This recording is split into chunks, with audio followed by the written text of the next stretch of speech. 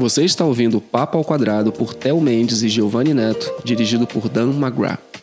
Um podcast feito para moradores e apaixonados por Trancoso, sua cultura, histórias e personalidades. Bem-vindo ao Papo ao Quadrado! De novo, Gil, mais uma quinta-feira, nós dois juntos aqui. Caraca, irmão, você, cara, tô ficando feliz de estar com você aqui toda semana. É maravilhoso. Você renova meus dias, irmão. Cada vez... Toda quinta-feira eu fico feliz pra caramba quando eu acordo. Falo, hoje é o dia que eu vou sentar do lado do Theo e vou conversar com pessoas especiais. Que isso, para com isso. É verdade. Inclusive, hoje a gente tem pessoal de peso aqui. Hoje vamos falar sobre a saúde de Trancoso, um tema importantíssimo. A gente vai informar, tem muitas informações extremamente relevantes para a população. E o nosso objetivo hoje é passar tudo isso para vocês. Sim, mas antes disso, a gente precisa falar do nosso patrocínio, irmão, Master. Conta para nós. Trancoso Explorer aí, ajudando a gente, apoiando esse projeto para a comunidade de Trancoso. Então, agradecer primeiramente Trancoso Explorer. Dizer que empresa referência aí no ecoturismo, né, de Trancoso. Uma frota gigante aí de motorizados para explorar a região.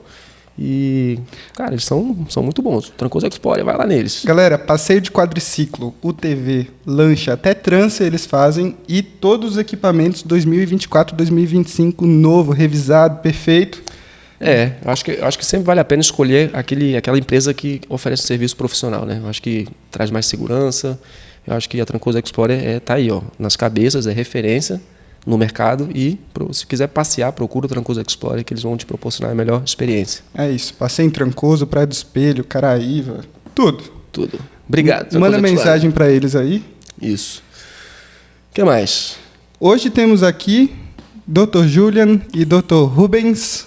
Muito prazer, um prazer ter vocês aqui. Uma salva de palmas. Bate palmas para eles, bate palma aí, galera. Primeira vez em podcast dos dois aqui? Primeira vez. Aqui sim. Muito bem. Primeiro podcast que eu aceitei a vir poder falar. Sempre corri. Sempre correu? Rapaz, quanta honra, hein? Eu falo muitas verdades, né? Às vezes incomoda. Teremos polêmica hoje. Provavelmente. O papo vai ser bom, hein, galera? Fica aí. Ó, antes de começar tudo, se inscreve no canal, clica no like, faz o negócio todo aí que tem que fazer pra gente poder estar nas cabeças lá e entregar informação pra galera, né? De qualidade. Isso. Perfeito. Vou começar com o Dr. Julian e eu quero começar conhecendo um pouco da história de vocês também, apresentar vocês para o público. Julian, conta um pouquinho do pequeno Julian. Desde criança você queria ser médico ou não? Isso se desenvolveu ao longo do tempo? Primeiro de tudo, quero agradecer ao convite de vocês. Me sinto honrado de fazer parte desse bate-papo.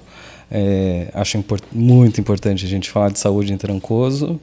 Talvez a gente frustre um pouco as pessoas de não conseguir falar tudo sobre saúde, porque é um tema muito abrangente. Sim. E o tempo que a gente tem talvez não consiga falar sobre tudo que merece ser falado. Então, já peço desculpas de antemão, mas espero que a gente possa trazer muita informação para o pessoal nesse pouco tempo que a gente está aqui. Perfeito. O pequeno Julian... o pequeno Julian não queria ser médico, tá? O pequeno Julian queria ser diplomata, queria viver viajando e queria viver a vida confortável, mas sendo remunerado para viajar. Não existia blogueiro ainda na época, não existia influencer de viagem na época, então essa não era a minha referência, não sei se seria se eu fosse pequeno hoje. Mas na época eu queria ser diplomata, fiz, enfim, algumas línguas, meu caminho foi voltado para isso. Então, a vida me pregou uma peça e quando eu fui fazer o vestibular para Direito, eu não passei na faculdade que eu queria, mas eu tinha que testar, fazer vestibular, enfim. Eu falei, esse aqui eu tenho que testar para Medicina, que eu vou tentar o curso mais difícil, na verdade. Já que é para me testar, põe Medicina aí, vamos ver. E aí, não passei no curso que eu queria, mas passei em Medicina. E aí, quando eu vi, eu falei, cara, quer saber? Você queria São Francisco? Não, eu queria a Universidade Federal do Paraná. E aí não passei na universidade, porque eu sou de Curitiba. Você é de Curitiba? Sou de Curitiba, é. Legal. E eu mudei para cá há 6 anos atrás. Então, na época, eu morava em Curitiba, queria passar na Federal de Curitiba.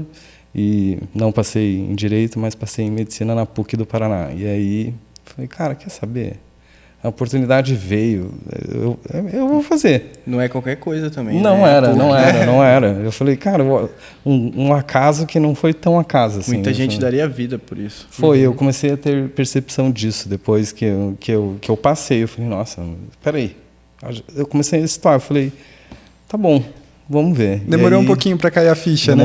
Demorou um tempo. E aí, até isso se refletiu um pouco na minha formação, porque não era exatamente o que eu queria, mas com o tempo, com o evoluir das coisas, eu não me vejo fazendo outra coisa. Então, eu percebi é muito que... criterioso, né? Ele com certeza seria um bom médico, de qualquer forma ele seria um bom médico.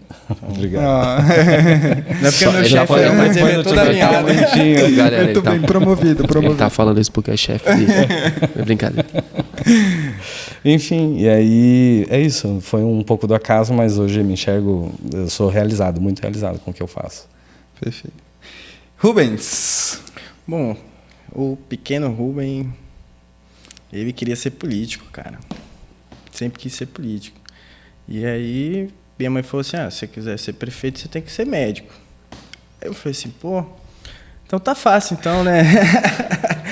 Não gostava de estudar. Calma aí, qual cidade você nasceu? Sou de Itabela. Itabela. É aqui do lado. Boa. Não deixaram eu trabalhar lá não, mas tudo bem. Aí, sofri aquele acidente que eu falei pra vocês, né? E tava na dúvida se faria engenharia, direito. Meu pai, ele é advogado também. Eu acho legal você contar essa história que você contou pra gente do machucado. Vou chegar nela. Aí eu ia pro colégio interno em São Paulo.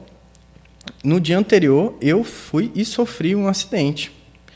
Nesse dia, eu abri a perna uns 20 a 30 centímetros. Eu mexi o dedão assim, eu conseguia ver o tendão fazendo assim, ó, e o osso. Meu Deus. E aí divertido. O médico limpando, fazendo a sutura, eu apoiei, fiquei olhando o que ele estava fazendo. Aí ele suado, parou para respirar e olhou para mim assim, cara, você tem o sangue frio, hein?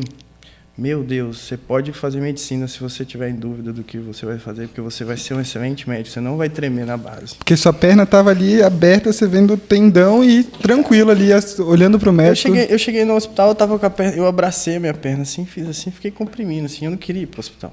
Só quando eu fiquei meio tonto, né? Perdendo muito sangue, né? Tava fazendo assim, né? Jorrando sangue. Aí meus amigos, vamos, larga de ser teimoso. Aí foi, minha mãe vai me matar. Não, realmente, minha mãe entrou no pronto-socorro, meu amigo. Ela abriu a porta assim, que parecia que tava entrando uma ventania e tiveram que segurar ela. Você é irresponsável, você ia estudar, falei pra você não sair de casa. E passagem comprada, tudo certo. Ia pra um colégio interno, né? Que eu não era fácil. Quantos anos você tinha? Tinha 17. Você estava pra decidir a carreira ali. E aí eu apoiei as duas mãos assim na maca, fiquei olhando, analisando. E aí eu fiquei falando assim, nossa, velho, então não é só sangue. Porque eu imaginava na minha cabeça que a gente tinha só essa pele aqui e o resto era tudo sangue, né? Aí eu falei, nossa, não é só sangue. Aí eu vi e abri uma estrelinha. Uma Doutor curiosidade. Ricardo. Doutor Ricardo falou assim, faça medicina. Pode fazer medicina. Não vai ter erro. E aí, quando eu vim estagiar aqui, meu primeiro plantão foi com ele. Ó. E aí, eu bati nas costas dele, você não lembra de mim, não, né? Mostrei a cicatriz. Legal, cara. Falou assim, você tava fechando minha perna, você tava todo suado, mesmo que nem hoje. Minha mãe gritando, meu pai pedindo calma, e você olhou pra mim e falou assim, não, você pode fazer medicina aqui, que você vai longe. Você tem um dom aí, cara. Você tem um sangue frio. Basicamente, é o pilar inicial para você ser um bom médico. Não perder a postura, né?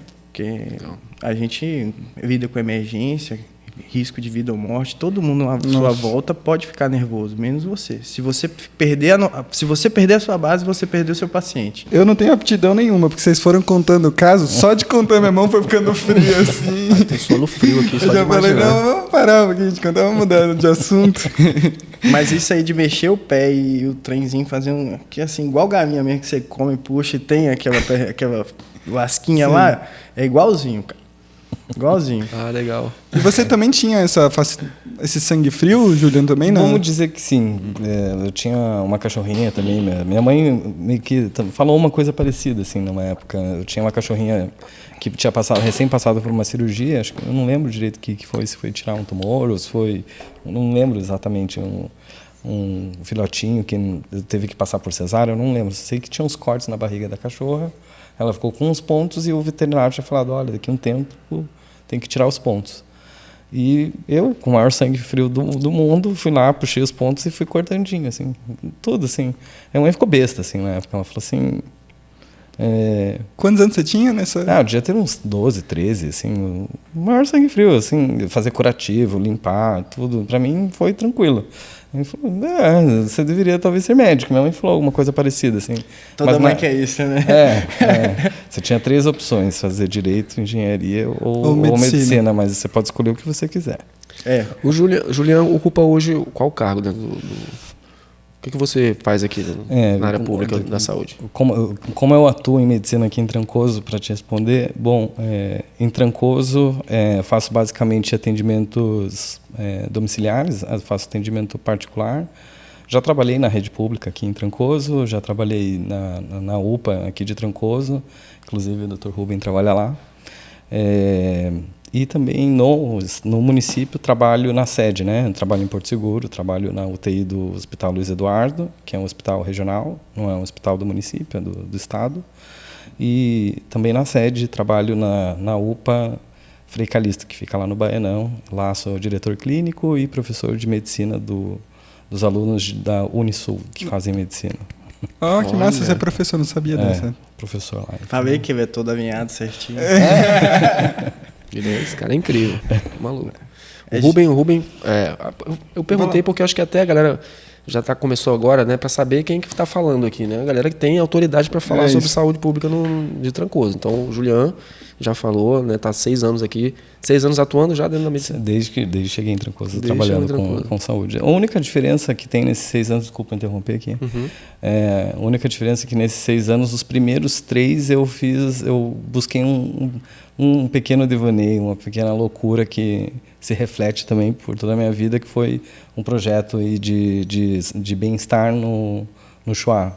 Acho que o Wilbert já teve também aqui no podcast. Sim. Teve. Então, esse foi um dos meus primeiros empregos aqui em Trancoso. Logo que eu cheguei, eu fui médico nutrólogo deles, né? Eu fiz especialização em nutrologia e especialização em nutrologia parenteral e enteral, alimentar pacientes dentro de UTI. Então, quando eu cheguei aqui, não existia muito campo para nutrologia enteral e parenteral, né? Paciente de UTI. Quando eu cheguei em Trancoso, em Porto Seguro, só existiam os 10 leitos de UTI do Hospital Luiz Eduardo. Na época ainda não trabalhava na UTI, trabalhava na sala vermelha do Luiz Eduardo. Então, não existia muito campo e eu voltei a fazer nutrologia clínica dentro de consultório, né? Vamos dizer assim. Mas sempre na casa dos pacientes, nunca num consultório. Não tive um consultório. Vai vir aí. O consultório vem. Spoiler. Mas, então, o Wilbert e o Peter foram meus primeiros pacientes, praticamente aqui em Trancoso, e desse relacionamento, muito rapidamente, nasceu esse projeto de bem-estar dentro do Chuá, que foi o Chuá Vida. Até hoje ele existe. Legal. Querendo saber um pouquinho dessa história, como que você veio para cá rapidinho, por que surgiu Trancoso na sua vida? Vontade de ficar perto da natureza. E de sair da loucura da Babilônia, da selva de pedra. Para mim, não fazia sentido viver essa vida da Babilônia. Para mim, não tem sentido. E você chegou aqui sem emprego quando você... Sem emprego, sem nada. Eu tinha 3 empregos em Curitiba, pedi demissão dos 3 na mesma semana. Fiz um bazar da minha casa, coloquei meus 2 cachorros dentro do carro, só coloquei roupa quente e um mapa. Eu falei, vai começar a partir do Nordeste, as cidades onde talvez eu more. Rapaz, tô achando que isso foi um surto, hein? Pelas suas experiências. Um surto controlado. Mas foi. Mas os incômodos, eles dizem muito, né? Os incômodos são extremamente importantes pra gente. A minha história é um pouco parecida também, né? Vim 9 anos morando fora. Passei 10 anos sem ter aniversário com meus pais. Meus pais também não tinham condições. Aonde você morava? Eu morei um tempo no colégio interno, depois eu passei na faculdade lá em Campinas, né? Fiz 6 anos de faculdade em Campinas, e depois eu também fugi da selva de pedra, porque a gente precisa ter uma noção do que é viver bem. Aqui tem essa capacidade. E eu cheguei em Trancoso por causa vou agradecer primeiro a Deus, né? Deus é fantástico na minha vida, Nossa Senhora me cobre com o manto dela e meu anjo da guarda é São Miguel Arcanjo, então eu tenho que agradecer muito a eles. Tenho uma energia espiritual muito forte na minha vida, sou muito sortudo. E queria agradecer primeiro a Deus e a Mara, né? Eu comentei com vocês aqui. A Mara é a diretora da UPA. Eu falei com ela. Ela é fantástica. A gente vai trazer ela aqui em algum momento. Eu tinha sugerido você trazer ela. Sim. Você sugeriu. Ela sim. Ela não pôde porque a mãe dela teve um problema. Ela super falou, pô, ficou triste porque queria estar aqui com a gente. Mas... Ela é fantástica, assim, comanda a UPA muito bem administrada. A gente evoluiu, tudo que a gente conseguiu evoluir foi por causa da Mara. E foi a Mara que me trouxe para Trancoso, né? Foi indicação da diretora da UPA de Arraial. E aí, desde então, tem 2 anos que eu tô aqui, tem 2 anos que eu sou tratado muito bem. Hoje você está atuando aonde aqui? Hoje aqui eu atuo no município. Aqui no município. No município. Todo. Ó, trabalho na UPA em Trancoso, trabalho na UPA em Arraial, trabalho na UPA lá de Porto Seguro, que ele é meu chefe. Trabalho no Luiz Eduardo, na Porta, na Vermelha e na UTI. E faço a atenção básica da zona rural. Então, eu atendo população ali perto de Caraíva, para lá de Itabela, entrando ali na região ali de Vera Cruz. Eu faço um atendimento de 10 a 20 comunidades, mas aí eu divido com outro médico. Entendi. Nossa, então você tem um panorama geral, assim, de toda a região. Cara, assim, né? eu rodo bastante. Eu posso te falar que eu atendo mais de 1.000 pacientes por mês. E eu atuo em todos os níveis de medicina que pode existir aqui em Porto Seguro, né? Do básico ao mais avançado, eu atuo. De complexidade da medicina, né? Básica, intermediária e avançado, né? Alta complexidade é o hospital, vamos dizer, a UTI. É o lugar mais complexo, sim, em termos de medicina, que a gente pode chamar. Sim. O Rubem, você faz esse trabalho incrível, fantástico aí, atendendo a comunidade, mas você está satisfeito com esse trabalho? Você buscou isso ou foi algo que foi acontecendo e você só foi... Ou você, eu quero fazer esse tipo de trabalho, quero ir lá, quero ver como é que é a realidade dessa galera. A minha mãe, ela é professora. E o primeiro emprego dela em Porto Seguro foi numa comunidade chamada São José do Panorama, que é o Queimado. Hoje eu atendo lá como médico da zona rural. Então, eu sempre tive muito em volta dessas comunidades, porque minha mãe também era professora de assentamentos, então ela atendia perto de Caraíva também. Então, querendo ou não, eu tive pais que me deram condições de estudar, hoje na faculdade mais cara do país, com maior nível de tecnologia, que é a São Leopoldo Mandi, que tem especialização de robótica, de cirurgia robótica na faculdade. Uau. E eu vim de origem humilde.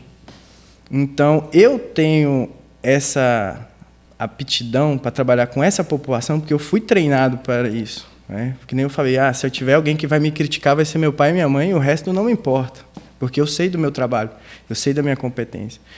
E, cara, Deus, ele simplesmente entrega as coisas na minha mão, né? Ele entrega as coisas na minha mão, ele me deu a oportunidade de ir trabalhar, eu era um dos últimos da lista, e foi rodando, porque ninguém queria, e aquela vaga é minha, aquela vaga tá me esperando. E minha mãe nervosa, morrendo de ansiedade. Eu falei, calma, fica tranquila, vai dar certo. E rodou até chegar. Ela tinha ansiedade de você estar sem... Você estava sem emprego naquele momento antes. Foi aquilo que eu te falei. Eu trabalhei tanto, que eu acabei ficando doente. Então eu precisei diminuir meus plantões. Então eu saí dos plantões, fiquei só com os que eu tinha mais tesão, que eu gostava mais, né? Que é no Luiz Eduardo, aqui em Trancoso, na UPA em Arraial. E aí eu fiquei com poucos plantões e tinha um espaço muito grande, porque eu era um médico, eu tomava conta do pronto-socorro de um hospital, que aí eu ficava de segunda a sexta no hospital. Que é aquele hospital que a gente tinha comentado que tem aquela estrutura muito boa, que geralmente eu encaminho os pacientes para lá. Mas já estava me sugando demais. Então eu precisava de um lugar onde eu tivesse em paz, onde eu me encontrasse. E foi isso que eu te falei. Deus entrega na minha mão as coisas que eu preciso. E aí eu só peço sabedoria, né, para quando chegar nas minhas mãos, eu fazer um bom trabalho. Então hoje eu tenho uma equipe que são 4, 5 pessoas. Eu tenho enfermeira, eu tenho técnico, eu tenho motorista, eu tenho uma pessoa que toma conta das vacinas e eu tenho uma pessoa que marca os meus exames dos meus pacientes. Tem um computador que fica lá só para isso, para marcação de exames, que é o encaminhamento das cirurgias, cardiologista, pneumologista, endócrino, no caso da diabetes. Então, a gente consegue fazer um trabalho na atenção básica que... Esse trabalho que você está falando é no postinho? Isso trabalha na zona rural. Na zona rural, tá. Entendi. Tem algumas comunidades que têm o posto estruturado e tem outras comunidades que nem eu comentei para vocês que eu atendo uma casa de madeira com o power pick, né? Com o Ternite, que se eu levantar a mão, eu Baixa em coloco. E é uma pessoa que está dando a casa dela para a gente atender, porque na região não tem. Não tem. Que é um atendimento muito novo. Tem poucos meses que a gente está lá. Sim. Mas a ordem de serviço para construir o postinho já está feita. Falta fazer essa licitação, que é coisa de prefeitura mesmo que funciona, né? Mas vai acontecer. Você falou sobre esse problema mental que você teve como médico, né? Até pela sobrecarga. E, Julian, você falou sobre isso. Eu acho que você viveu muito isso durante a pandemia. E eu queria que você comentasse essa problemática que depois eu acho que se resolveu. Eu virei meu paciente, né? Da sobrecarga que tem, né, nos médicos aqui em Trancoso, e você explicou, né, em off aqui os motivos. Queria que você compartilhasse um pouco. Atenção aqui para o síndrome de burnout, quem quiser aí, BURNOUT, burnout, a síndrome de burnout, né? Em português, síndrome do esgotamento físico. Esse é um conceito novo, uma doença... relacionada ao trabalho. É uma doença relacionada ao trabalho e foi classificada recentemente aí como uma doença ocupacional. Então, atenção para todo mundo aí sobre esses exageros que podem acontecer em decorrência do trabalho, né? Então, e esses exageros não necessariamente vêm da demanda do empregador. Às vezes é uma demanda que você mesmo coloca na carga sobre o trabalho. Né? Se cobrando também. Então, assim, às vezes, não estou tirando aqui, não estou passando pano para ninguém, mas às vezes não é o empregador, às vezes é o próprio empregado que se coloca nessa posição e que precisa ser tratada, né? Então, você falou aí de Covid, meu Deus do céu. Foi uma época aqui bem dramática, para chamar assim, né? Na época, como eu falei para vocês, a gente tinha em Porto Seguro 10 leitos de UTI na região. O Hospital Luiz Eduardo é referência para 350 mil pessoas, né? Então, assim, é muita gente dependendo dessa unidade hospitalar, e na época a gente tinha 10 leitos de UTI. Isso lá. Naquela época, né? Sim. Hoje é bem mais. Pois é, então existem alguns, em tudo de ruim há algo de bom. Sim. E se existe algo de bom do Covid, são os leitos de UTI que foram construídos na época e que conseguiram se manter até desde então, né? Quantos leitos tem hoje? Hoje a gente tem em Porto Seguro 30 leitos de UTI dentro do Hospital Luiz Eduardo. 20 deles vieram já num estágio bem final do Covid, mas está aí, hoje ele existe, né, esses leitos. A gente teve 10 leitos de UTI no Hospital Campanha, no hospital particular em Porto Seguro, mas eu não sei, acho que esses leitos não estão mais disponíveis para o SUS.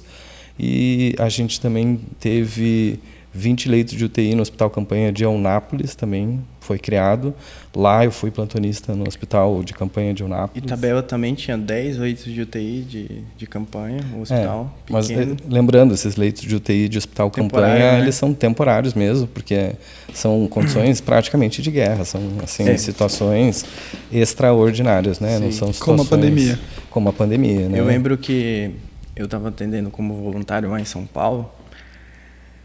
Tinha a UPA tinha 20 leitos de emergência e assim, tinha um galpão gigante do lado, com acho que era 10 consultórios, tinha 20 pacientes entubados numa parte, mais 20 entubados aqui, isso voluntário, e mais 60 pacientes em estado grave, indo ou não para intubação, evoluindo para precisar de ventilação mecânica. Então, acho que nessa época aí foi onde que eu mais vi as doenças psiquiátricas explodirem, né? Tanto como colegas, como próprios familiares perdendo a razão e, querendo ou não, faz parte. Né? Eu acho que essa preocupação também, você como médico está atendendo essa quantidade de pessoas com Covid e tendo a possibilidade de se contaminar e passar isso para as pessoas em volta também é uma ansiedade que está ali eminente, né? Um fardo, né? Na época eu senti um fardo e não é que existiam muitos médicos aqui na região também, né? Na época também os médicos que trabalhavam nas UTI, nessas poucas UTIs que existiam, os médicos eram médicos mais velhos também, eram médicos que a princípio eram a população de risco que deveria ficar fora da linha de frente. Então foi aí, na verdade, que eu entrei para dentro da UTI. eu e muitos médicos foram uma nova Oportunidade, né? uma Também. oportunidade, mas mais do que uma oportunidade, uma necessidade, porque os médicos que trabalhavam na UTI eram contraindicados ficar lá. Então, pelo menos da UTI que eu trabalhava, do hospital que eu trabalhava no Luiz Eduardo, uns 60%, 70% saíram da escala da UTI normal, da UTI Covid, e os médicos que trabalhavam na sala vermelha tiveram que assumir os plantões da UTI. Tá certo, já eram médicos já com uma certa experiência, 4, 5 anos, 6 anos de sala vermelha, médicos muito habilitados, enfim.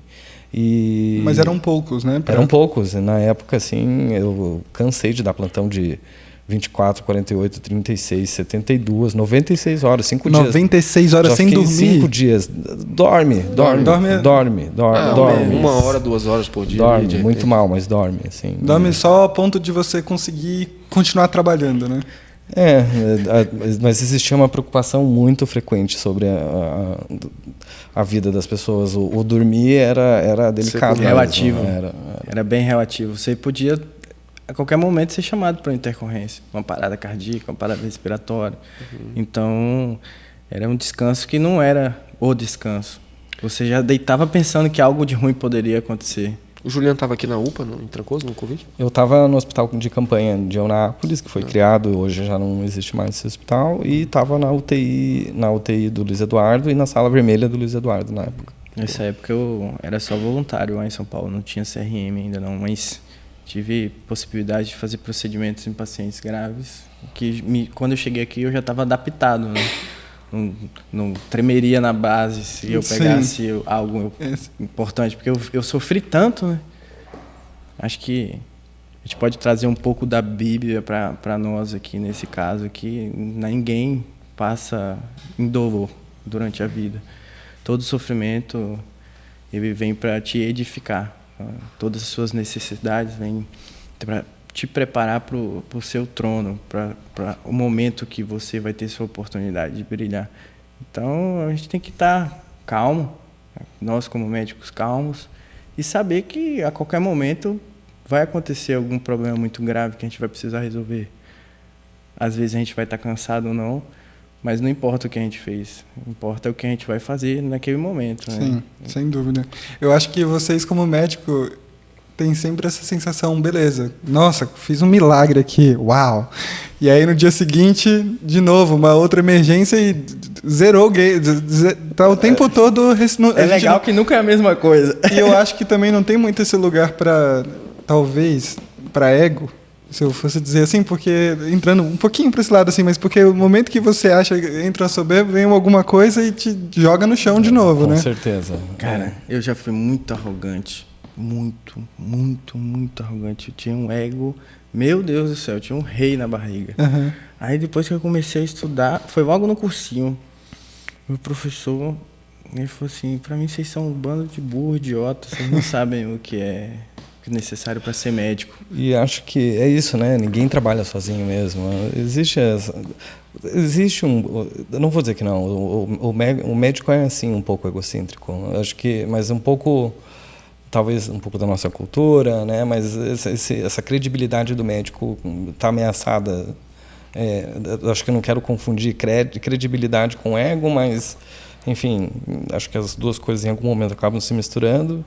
E a credibilidade do médico está em jogo, está em xeque, sim, né? Verdade. Muitos médicos sendo formados de qualquer maneira, muitos médicos com uma formação empobrecida, muitos médicos com pouco conhecimento ético, muitos médicos que... porque eu acho que antes a medicina era só pública, né? Universidade pública. Não, sempre foi particular, mas existiu uma massificação. Parecia aí. Que o médico não tinha alguém para falar com ele no mesmo patamar. Então, porque eu lembro que em algum momento teve um boom assim nas universidades particulares de medicina. Não sei se baixou o preço. Não, a tendência é aumentar, né? É o contrário. Mas por que? Mas existe uma política nacional para criar mais cursos de medicina no país, porque o número de médicos por habitante fora dos grandes municípios sempre foi muito defasado. Entendi. Sempre. Não é à toa que foi criado o programa Mais Médicos, enfim, que gerou toda aquela polêmica de vir médico de Cuba, enfim, um monte de coisa. Sim. Mas aí, ao meu ver, assim, A partir do momento que o conhecimento vai entrando, né, o seu estudo, o conhecimento vai entrando, e você vai percebendo que você não é sozinho. Isso eu estou falando de mim, mas eu entendo que os outros médicos eles também têm essa percepção. Vai descendo você do pedestal, você precisa descer do pedestal e se colocar num patamar onde você consiga conversar com todo mundo. E que você tem que ter na sua consciência que todo mundo, qualquer um pode te ensinar alguma coisa e pode te ajudar. Você não trabalha sozinho, né? Eu entendo o que você está falando. Eu tive uma experiência pessoal que me trouxe para esse lugar, graças a Deus, antes de eu me formar. Meu paciente número 0 foi meu irmão do meio. Ele se chama Christian e eu estava no meu último ano de medicina. Ele teve uma doença autoimune muito grave que demorou mais de 3 meses para fechar um diagnóstico, uma doença chamada polidermatomiosite, com limitação funcional, não conseguia mais subir degrau de escada, não conseguia. Ele ficou muito mal mesmo, até a gente conseguir fechar o diagnóstico. A gente foi em muitos médicos Não ruins. souberam, a maioria, né? Não é que o problema não é não saber. O problema é não saber acolher. Esse era o problema. Sim. Então, assim, não sabiam lidar com o dilema de não saber ali o que está acontecendo com você. Eu, como o familiar, eu sofria muito junto com meu irmão. E aí você acha que talvez eles não conseguiam assumir que eles não sabiam? Eles entravam e isso atrapalhou no tratamento do seu irmão, por exemplo. Não teve nenhum médico falando, cara, vou ter que realmente estudar porque isso eu não sei. Eu acho que não tem problema nenhum você reconhecer que alguma coisa está escapando da sua mão. Não tem problema você reconhecer. Mas eu acho que você tem que jogar limpo com o paciente, né, com o familiar. E pelo menos como eu tento agir, aqui, pelo menos com meus pacientes em Trancoso, segurar a mão dele até a gente fechar um diagnóstico. Peraí, não vou desistir, vamos lá. Né? Então, eu senti esse descaso assim, de alguns médicos. É isso que eu estou falando. O problema não é não saber não saber o diagnóstico. O diagnóstico era difícil. Até pronunciar polidermatomiosite é difícil, né? Então, assim, foi um problema, foi uma situação que me educou o que não fazer quando eu me tornasse médico. Eu falei, isso eu não vou fazer, nem isso eu não vou fazer, nem isso eu não vou fazer, nem isso eu não vou fazer. Então, só o sofrimento faz a gente aprender com esse tipo de coisa. Você estava falando sobre isso, né? Então acho que veio essa coisa de te colocar aonde você pertence. Aconteceu comigo antes de eu me formar. Então eu sabia exatamente onde eu devia estar já quando eu estava formado, graças ao meu irmão. Onde ele quer que esteja, eu sou muito honrado. Ele ter sido meu paciente 0, número 0. Com certeza. Te ajudou demais, né? Você não ter esse distanciamento do paciente, perceber que esse distanciamento faz muito mal para o paciente e para a família em volta. Para a família fica doente junto. Né? Você perde a confiança. Uma pessoa que... Você. Exato. Eu, por exemplo, eu não tenho vergonha nenhuma de dizer, eu não sei, mas vou te encaminhar para alguém que eu sei que vai te ajudar. E não é vergonha, você não pode ter vergonha. Ego é a última coisa que tem que existir na medicina. E voltando um pouco falando um pouco sobre Trancoso, né? Você trabalha na UPA, certo, Rubens? Toda segunda-feira. E você me disse que melhorou muito nos últimos 2 anos, né? Você percebeu que hoje você, na UPA, consegue salvar pacientes, né? Eu queria que você falasse um pouco sobre os serviços que o paciente, que hoje a população pode receber na UPA em Trancoso. Eu vou te falar, foi aquilo que eu te falei. Eu vim de uma faculdade que é exemplo, né, de tecnologia, de avanço e na virada da medicina. Meus estágios foi o que eu te falei. Fiz minhas especializações em Einstein, Sírio, estou acostumado a entrar em hospitais de grande porte. Se você me perguntar, tem o que melhorar? Óbvio, cara. Qualquer lugar do mundo tem o que melhorar. Mas o meu papel aqui hoje é mostrar à população de Trancoso que nós temos uma unidade que salva vidas. Não importa como que está a estrutura. Importa se você chegar lá morrendo, eu vou conseguir fazer alguma coisa por você? Eu posso te garantir que sim. Eu vou te contar o caso da senhorinha, 87 anos, insuficiência cardíaca, insuficiência renal, insuficiência respiratória, obesa, aguardando para fazer cateterismo, uma bomba relógio. Chegou, aí, de tudo que ela tinha, ela ia morrer na minha mão porque ela comeu uma castanha. Ela chegou com choque anafilático. Essa paciente chegou para mim gravíssima. O Julian, como médico, vai entender. Cianose de membros, de extremidades, desaturando, 64, 80, toda vermelha, pescoço inchado. Mandei colocar a língua para fora, quase não saiu da boca. Ia morrer? Uma situação bem dramática. Não ia morrer? Beleza, a mulher ia morrer. Aí meu telefone começa a mensagem de ligação, não sei o que, o pessoal da UTI. Eu falei, não vou pegar plantão, não. Não quero pegar plantão, não. Tudo bem, tranquilo. Aí ligou o chefe. Aí eu atendi. Aí falou, Rubem, tô te ligando aqui do Goiás, tô com uma paciente aí que chegou na UPA de Trancoso. Você sabe quem tá de plantão aí? Ela é muito amiga minha, parece que ela tá grave. Aí eu falei, não seria a pessoa tal, não, né? Realmente é ela. Eu falei, tá em choque anafilático. Já fiz todas as medicações que eu poderia. Agora tá no oxigênio e tô aguardando melhorar. Mas aí ele falou, não, eu tô te ligando para se você puder dar a possibilidade de um colega meu que tá aí, que é parente dela, avaliar. Eu falei assim, não seria o Lucas? Aí o Lucas é médico, é parente dessa mulher e todo mundo eu tenho essa abertura de deixar muito consciente o familiar para ele entender o que está acontecendo com o paciente grave. Para ele ficar calmo, para ele me deixar calmo e me deixar trabalhar. Uhum. Aí, beleza. Ele falou, não, é o Lucas mesmo. Beleza. Ele chegou, né? Eu já tinha conversado com ele, já tinha passado o caso. O colega lá do Goiás ligou só para deixar ciente de quem era a pessoa e tudo mais. Eu falei para ele o que eu fiz. Ele saiu, ele como médico, tinha 12 anos de medicina, nefrologista. Cara, ele chegou no auge do que um médico pode ser, entendeu? O auge do auge. Se eu quiser me especializar muito, talvez eu faça nefrologia. Ele falou assim, não, tá de parabéns, é isso aí, não mudaria sua conduta em nada. Aí ele saiu, entrou outra pessoa, acho que é cunhado da senhorinha.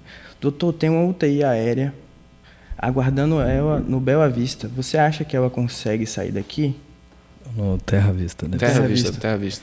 Aí eu falei assim, cara, ela não consegue sair daqui porque ela não consegue ficar sem oxigênio. Então, sem oxigênio, ela vai morrer. E eu não vou deixar ela sair daqui. Eu só saio daqui com a minha autorização. Aí eu disse, não, doutor, a gente confia no senhor, a gente sabe quem que é o senhor. Tá bom, vou aguardar mais um tempo. E realmente, a senhora, eu estava preparado para cortar o pescoço dela, cara, enfiar um tubo aqui na garganta dela, na traqueia dela. Graças a Deus que ela conseguiu reverter o quadro de choque anafilático dela. Mas era uma paciente que ela tinha condições de entrar numa UTI aérea e ir embora daqui para um Einstein, com Sírio. E aí, conseguiu resolver aqui na UPA em Trancoso. Vou chegar lá.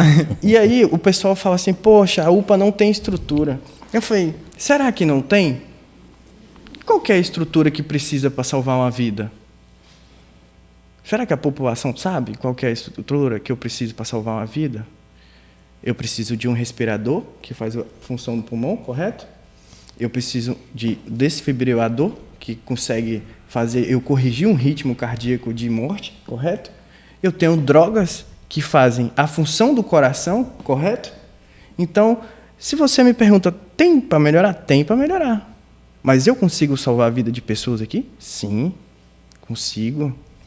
E eu salvei a vida dessa mulher. Quando eu parei depois que eu descobri, o cara que estava do meu lado era deputado, o outro era prefeito. E realmente a mulher tinha UTI aérea esperando ela. Mas quem salvou a vida dela foi a UPA de Trancoso. Porque ela não conseguiria chegar na UTI aérea. Importante isso. É essa noção que a população precisa ter, cara. E importante também, o Julian falou sobre isso, eu quero que você fale sobre isso, comente sobre isso. Que bom que você não estava sobrecarregado com alguma situação de algum paciente com dor de cabeça nesse momento, né? Alguma situação básica que as pessoas confundem um pouco. Eu não estava porque agora na UPA tem 2 médicos de dia e 2 médicos à noite. Uhum. Quando eu cheguei aqui não tinha isso. Sim. Era só eu e Deus e minha equipe ali. Sim. Então, se você perguntar para mim, e aí, melhorou? Muito. Uhum. Talvez um pouco pela essa minha experiência, né, como diretor clínico da UPA lá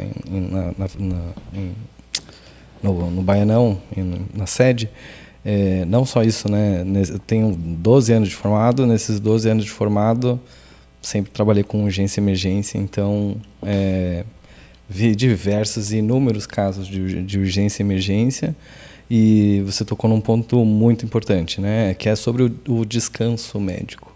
O médico tem que estar descansado para atender urgência e emergência. Ele tem que estar com a faculdade mental dele no seu ápice. Ele tem que poder raciocinar bem, ele tem que poder raciocinar rápido e sob pressão, né? Ele viveu uma situação dramática, é isso que ele falou. Pode morrer, pode isso, pode aquilo? Pode. Poder pode, né?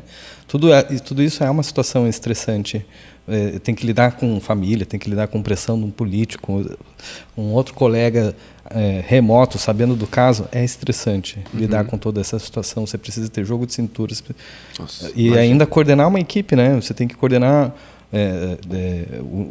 o enfermeiro, o técnico, o assistente social, o recepcionista, o familiar, a criança. Todo mundo fica sob estresse. É uma situação estressante. Separa né? o atendimento da UPA. Às vezes o cara tá lá 2 horas olhando por nada e fala, não, estão fazendo nada. Então, acho que o descanso médico, a gente vê, né, os fiscais aí existiu um novo meme aí dos vereadores, né, que invadem as unidades de pronto atendimento para poder agora fiscalizar, para fiscalizar a atividade médica, né, e eles chamando a atenção se o médico estava no seu descanso. O médico tem que descansar, gente. Ninguém trabalha 12 ou 24 horas, que é permitido por lei, seguido, sem dar um pequeno descanso. Ninguém faz isso, tá? Ninguém faz. Não existe super-homem. Não existe super-homem. E para que o médico possa atender urgência e emergência no seu 100%, ele precisa descansar. Mas aí vem a pessoa que está com uma simples dor de cabeça, ou que está eu dei um exemplo aqui mais cedo, uma verruga, 5 anos no meu dedo, chega 3 horas da manhã, ele quer despertar o médico para ser atendido imediatamente por conta dessa verruga que está há 5 anos no mindinho dele, e ele vai lá, ele vai reclamar que o médico não atendeu ele. Se chegar no meu plantão, eu corto. Eu corto mesmo, porque eu sou carniceiro, sou sanguinário. Ô, Julian, e essa pessoa que está com um problema de dor de cabeça, com uma coisa mais simples de ser resolvida, onde ela vai aqui em Trancoso? Eu acho que isso é importante a gente falar. Eu não estou desmerecendo nenhuma queixa, tá? Inclusive todas as queixas, se elas chegam na UPA, elas precisam ser acolhidas, elas não podem ter o atendimento negado. Sim. O problema é que esse excesso, né, de demanda, esse excesso de demanda está entrando por uma porta errada dentro do sistema. A porta da urgência e emergência é para urgência e emergência, com uma situação dramática que o Rubem trouxe aqui. Isso. Mas essas situações mais simples, a porta de entrada para o sistema não é na urgência e emergência, muito menos, né, brigando com o médico 3 horas da manhã porque ele está no descanso dele para tentar salvar uma vida. Onde que a pessoa vai? Essa pessoa tem que procurar a unidade atenção básica. A atenção básica são os postinhos, vulgarmente chamado de postinho de saúde, o postinho. Então, é unidade de atenção básica, unidade básica de saúde, em alguns lugares a denominação muda, ou onde o atendimento é feito pelo médico da estratégia de saúde da família, que é uma dessas unidades, um dos serviços que o Rubem disse que faz aqui nessas comunidades rurais, enfim. Rodo bastante. Então, é na colina, né? Aqui em Trancoso a gente tem 2 unidades de atenção básica. Na Rua do Telégrafo fica a unidade da colina, e no Maria Viúva tem uma outra unidade de atenção básica. Tem no Maria Viúva também. E aí lá no Sapirara também tem né? Um posto de saúde em Sapirara. Isso. E Sapirara no Coqueiro também. Alto também tem mais um. Em Caraíva também tem, né? Caraíva também tem posto. De saúde. E eu acredito que Itaporanga também. Itaporanga também. Itaporanga tem mais porque tem o posto também da indígena, né? Tem o médico indígena que atende lá também. Ah, sério? Sim. Mas é a mesma formação da medicina de vocês? Aí é CESAB, né? CESAB, que é estadual. O posto de saúde municipal, posto indígena estadual, entendeu? Mas as duas coisas fazem, os dois a fazem mesma coisa. Estratégia básica. Então, a UPA que tem ali saindo de Trancoso, ali é para emergência só. É para urgência e emergência. Perfeito. Não deveria ser buscada para tentar. Ali é para infarto, para AVC, para pneumonia, para bronquite. Então calma aí. Isso é importante pra caramba, porque eu acho que isso é um problema que, se for resolvido, vai melhorar muita coisa, assim, né? Acho que é um pouco delicado de falar, é para infarto, para AVC. Acho que vamos falar de sintomas, então, para que as pessoas possam reconhecer exatamente. quando eu devo procurar, dor no peito, tosse com febre há muito tempo, falta de ar, pode procurar UPA. Dor de cabeça forte, que eu nunca tive na vida, uma dor de cabeça muito diferente, pode procurar UPA. Desmaio, pode procurar UPA. Convulsão, pode procurar UPA. Tudo isso deve ir para urgência e emergência. Deixar de urinar, né, que pode ser uma insuficiência renal, que é uma urgência. Então, náusea e vômito incoercível, né? Vômito que não consegue controlar, você já tomou medicação para parar, não parou. A situação das gestantes também, que tem sangramento, pode procurar. Isso... Porque eu acho que assim, as pessoas sabendo disso, elas vão se direcionar para o lugar correto. E talvez você que está indo para o lugar correto está salvando uma vida lá que está precisando ser atendida, mas que por um acaso você foi lá, está com dor de cabeça, está com uma verruga no dedo, está com, sei lá, mas cortou o pé. Cortou o pé, ainda tem que ir na UPA também. Vai na UPA também? Dá ponto. Acidente de moto, uma coisinha simples, né? Andame, cortou então, com a maquita. Muito importante, galera, vocês saberem que o postinho de saúde oferece um tipo de atendimento diferente da UPA. A UPA é emergência e urgência, né? Então, problemas... É risco iminente de vida. É risco Só iminente ou risco de vida, não importa. Tem risco para a vida. Né? Na atenção básica não existe risco para a vida. Na UPA existe risco, seja ele de uma urgência baixa, moderada ou alta, tem risco de vida. Então, será que minha queixa tem risco de vida? Eu tenho que fazer essa pergunta. Se eu não for agora, de madrugada, 3 da manhã, será que eu vou morrer? Acho que é uma questão... A gente precisa se educar um pouco, a gente precisa fazer um pouquinho de reflexão sobre o que eu estou sentindo, se é a hora de eu... cabelo caindo, eu tenho que resolver cabelo... É uma queixa, é uma demanda, ok, vamos acolher essa demanda, mas é na emergência? Sim. Rubens deu uma risadinha, acontece muito, Rubens? Cara, tem coisa que beira o absurdo, né? Tem umas coisas que beira o absurdo. O que, por exemplo? Tem um exemplo aí pra gente? Bicho de pé. Pois é. O cara vai na UPA. Vai morrer? Não vai morrer por causa de... Normal, mas sabe o que é? Não tô às vezes criticando. Você gosta, às vezes a Rubens? pessoa nem sabe.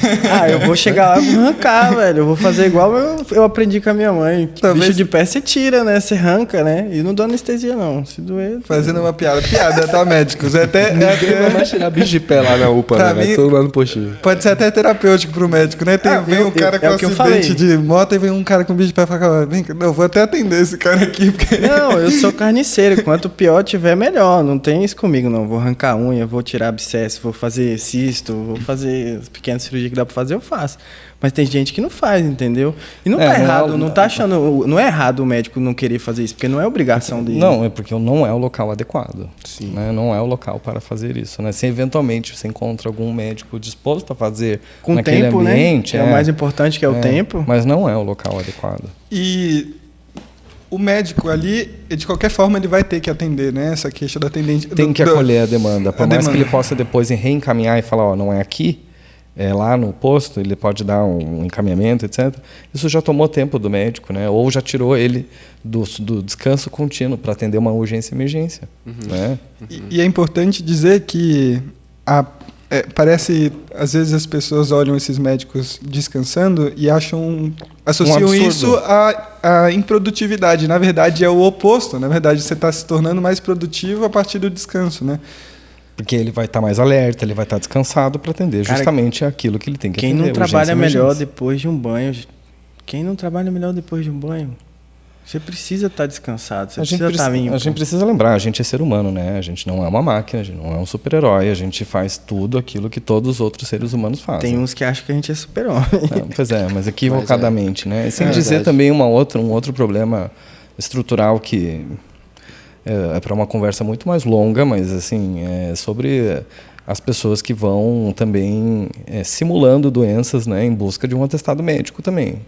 Então, isso também é um problema muito sério. Eu acho importante você falar sobre isso. É um problema muito, muito sério. Acontece muito, Juliano? Muito, sem dizer as falsificações de atestado também, né? Às vezes o médico perde um carimbo ele tem que fazer um BO, registrar um BO para dizer que ele perdeu um carimbo, porque depois existem pessoas que vão usar esse carimbo para fazer atestados médicos falsos. E vende. E vende ainda. Esse foi um problema sério que já aconteceu em Porto Seguro. Então, a gente assim, teve que entrar na justiça e tudo mais. é um problema sério, né? Então, falsificaram do atestado mesmo, cara. só que, bom, avisando também já os mal intencionados, acredito que eles não assistam o podcast, mas os bem intencionados contem para os maus. Se estiver saindo, se estiver assistindo, pode sair agora. O médico registra no prontuário o atendimento e registra no prontuário também que emitiu um atestado. Então, não adianta você criar um atestado do nada. Tem como conferir se esse atestado foi realmente emitido. Sim. Basta acessar o prontuário e você falar, olha, prontuário do atendimento do Joãozinho. O médico descreve, olha, a paciente está com isso. No final ele pode colocar, emito atestado de 1 dia, ou de 2 dias, ou de 3 dias. Às vezes adulterar também um atestado também é um crime. Então, e dá justa causa, tá? Inclusive, dá demissão por justa causa para o funcionário que adulterar um documento médico, né? Então vai de atestado falso, vai. Tem um aqui, ó, que me mandou mensagem perguntando se o atestado é seu. Eu já vi que é falso, mas eu tô com dó de falar que é falso. Mas não vai ter pra onde correr, Jura, cara? Não vai ter pra onde correr. Vou precisar falar que não é minha letra. Então... E é isso, então, só chamando a atenção, porque é isso que eu falei para vocês, isso é uma conversa muito mais longa. Claro. São as pessoas mal intencionadas que também ocupam o tempo do médico para simular uma doença, enquanto o médico deveria Tá atendendo quem ou precisa. estar atendendo uma emergência, uma urgência, ou estar descansando para atender uma urgência e emergência. Né? Porque é muito fácil botar a responsabilidade nos outros, né? Sempre. Eu tô um pouco cansado disso, irmão. A galera não assume Sempre. nada. Sempre. Cada um tem responsabilidade, Ô, irmão.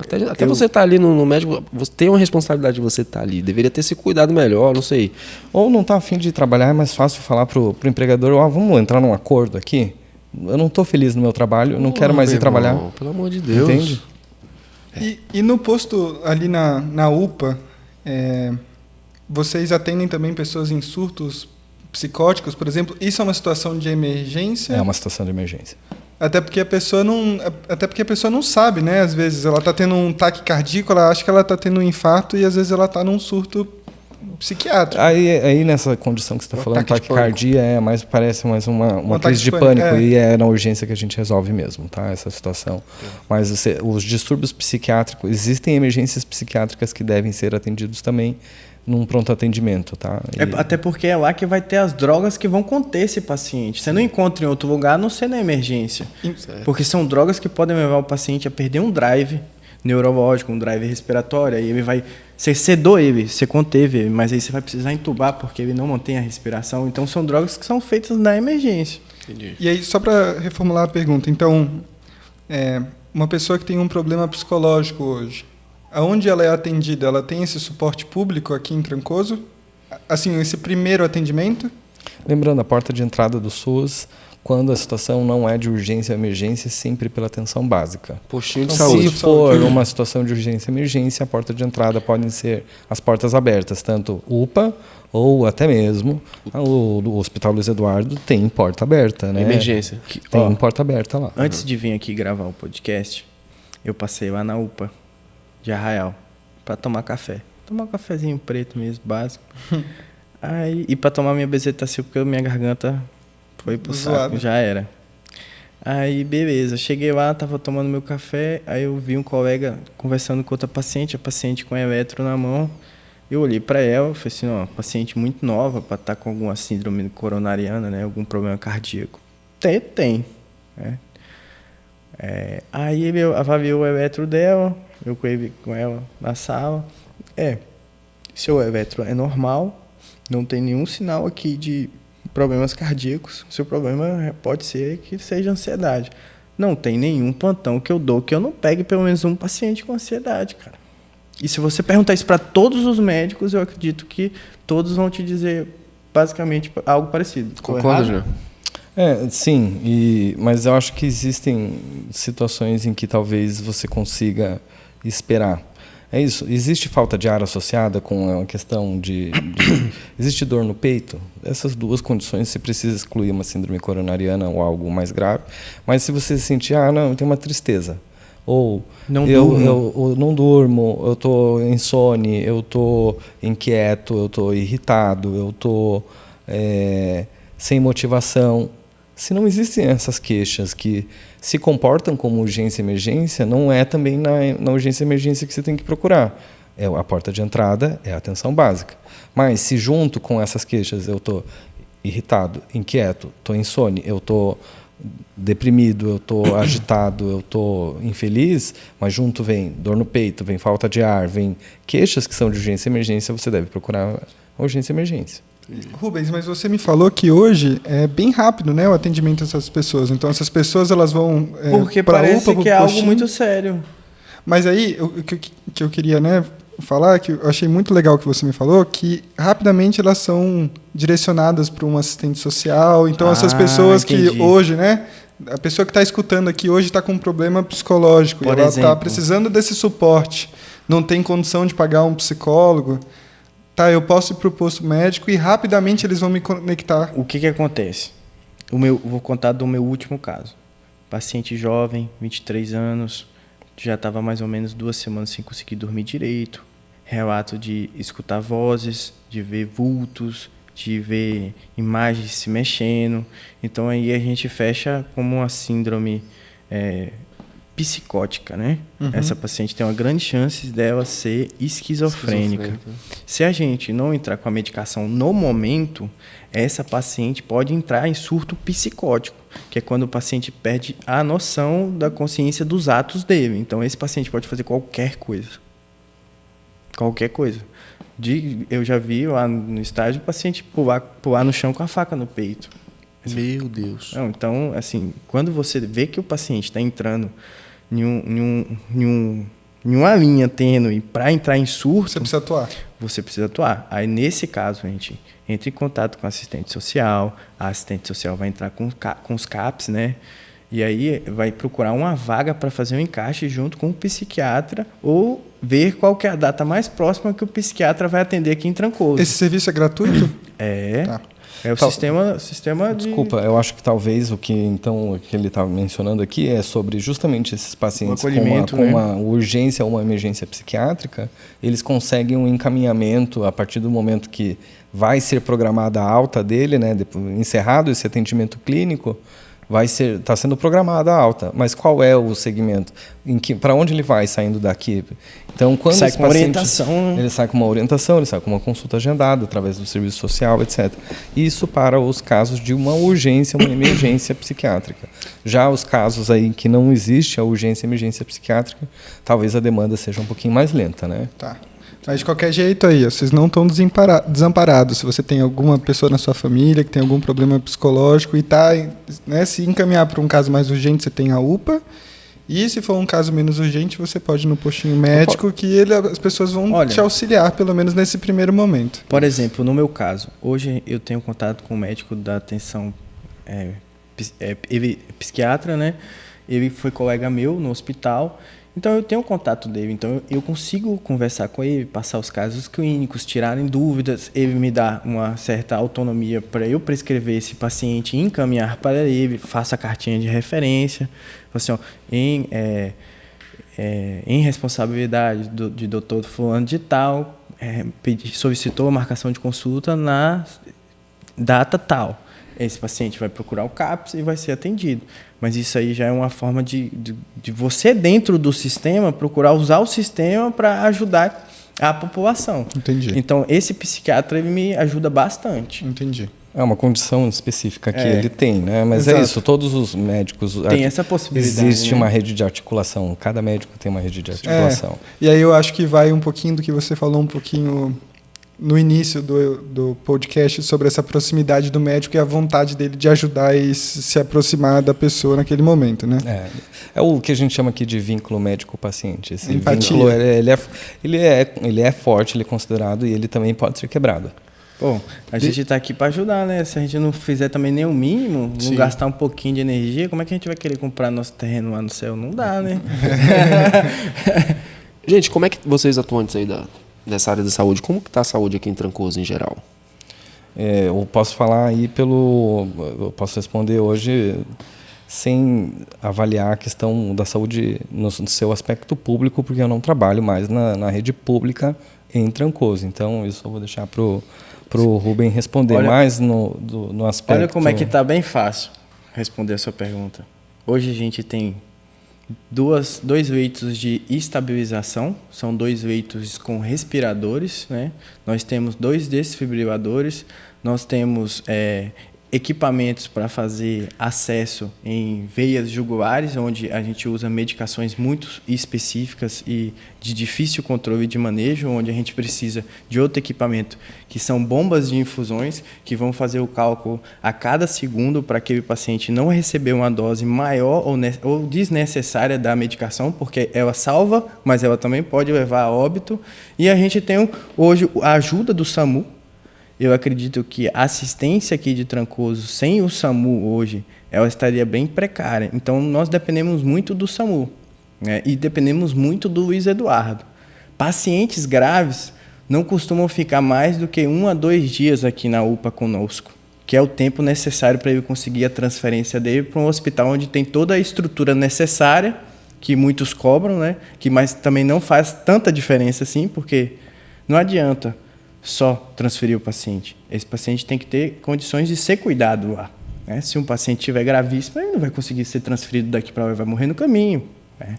Então, você precisa fazer a estabilização desse paciente, que é o que a UPA deve fazer, né? É isso o papel da UPA. A UPA tem essa função, que é estabilizar um paciente até caminhar até eu conseguir uma vaga, a liberação da vaga, ou a regulação estadual mandar esse paciente ir para o hospital de referência. Então, para mim, hoje a saúde de Trancoso evoluiu muito. A gente está no nível assim, que a gente tem plenas condições de salvar a vida dos pacientes, tem plenas condições de dar um atendimento bom para ele.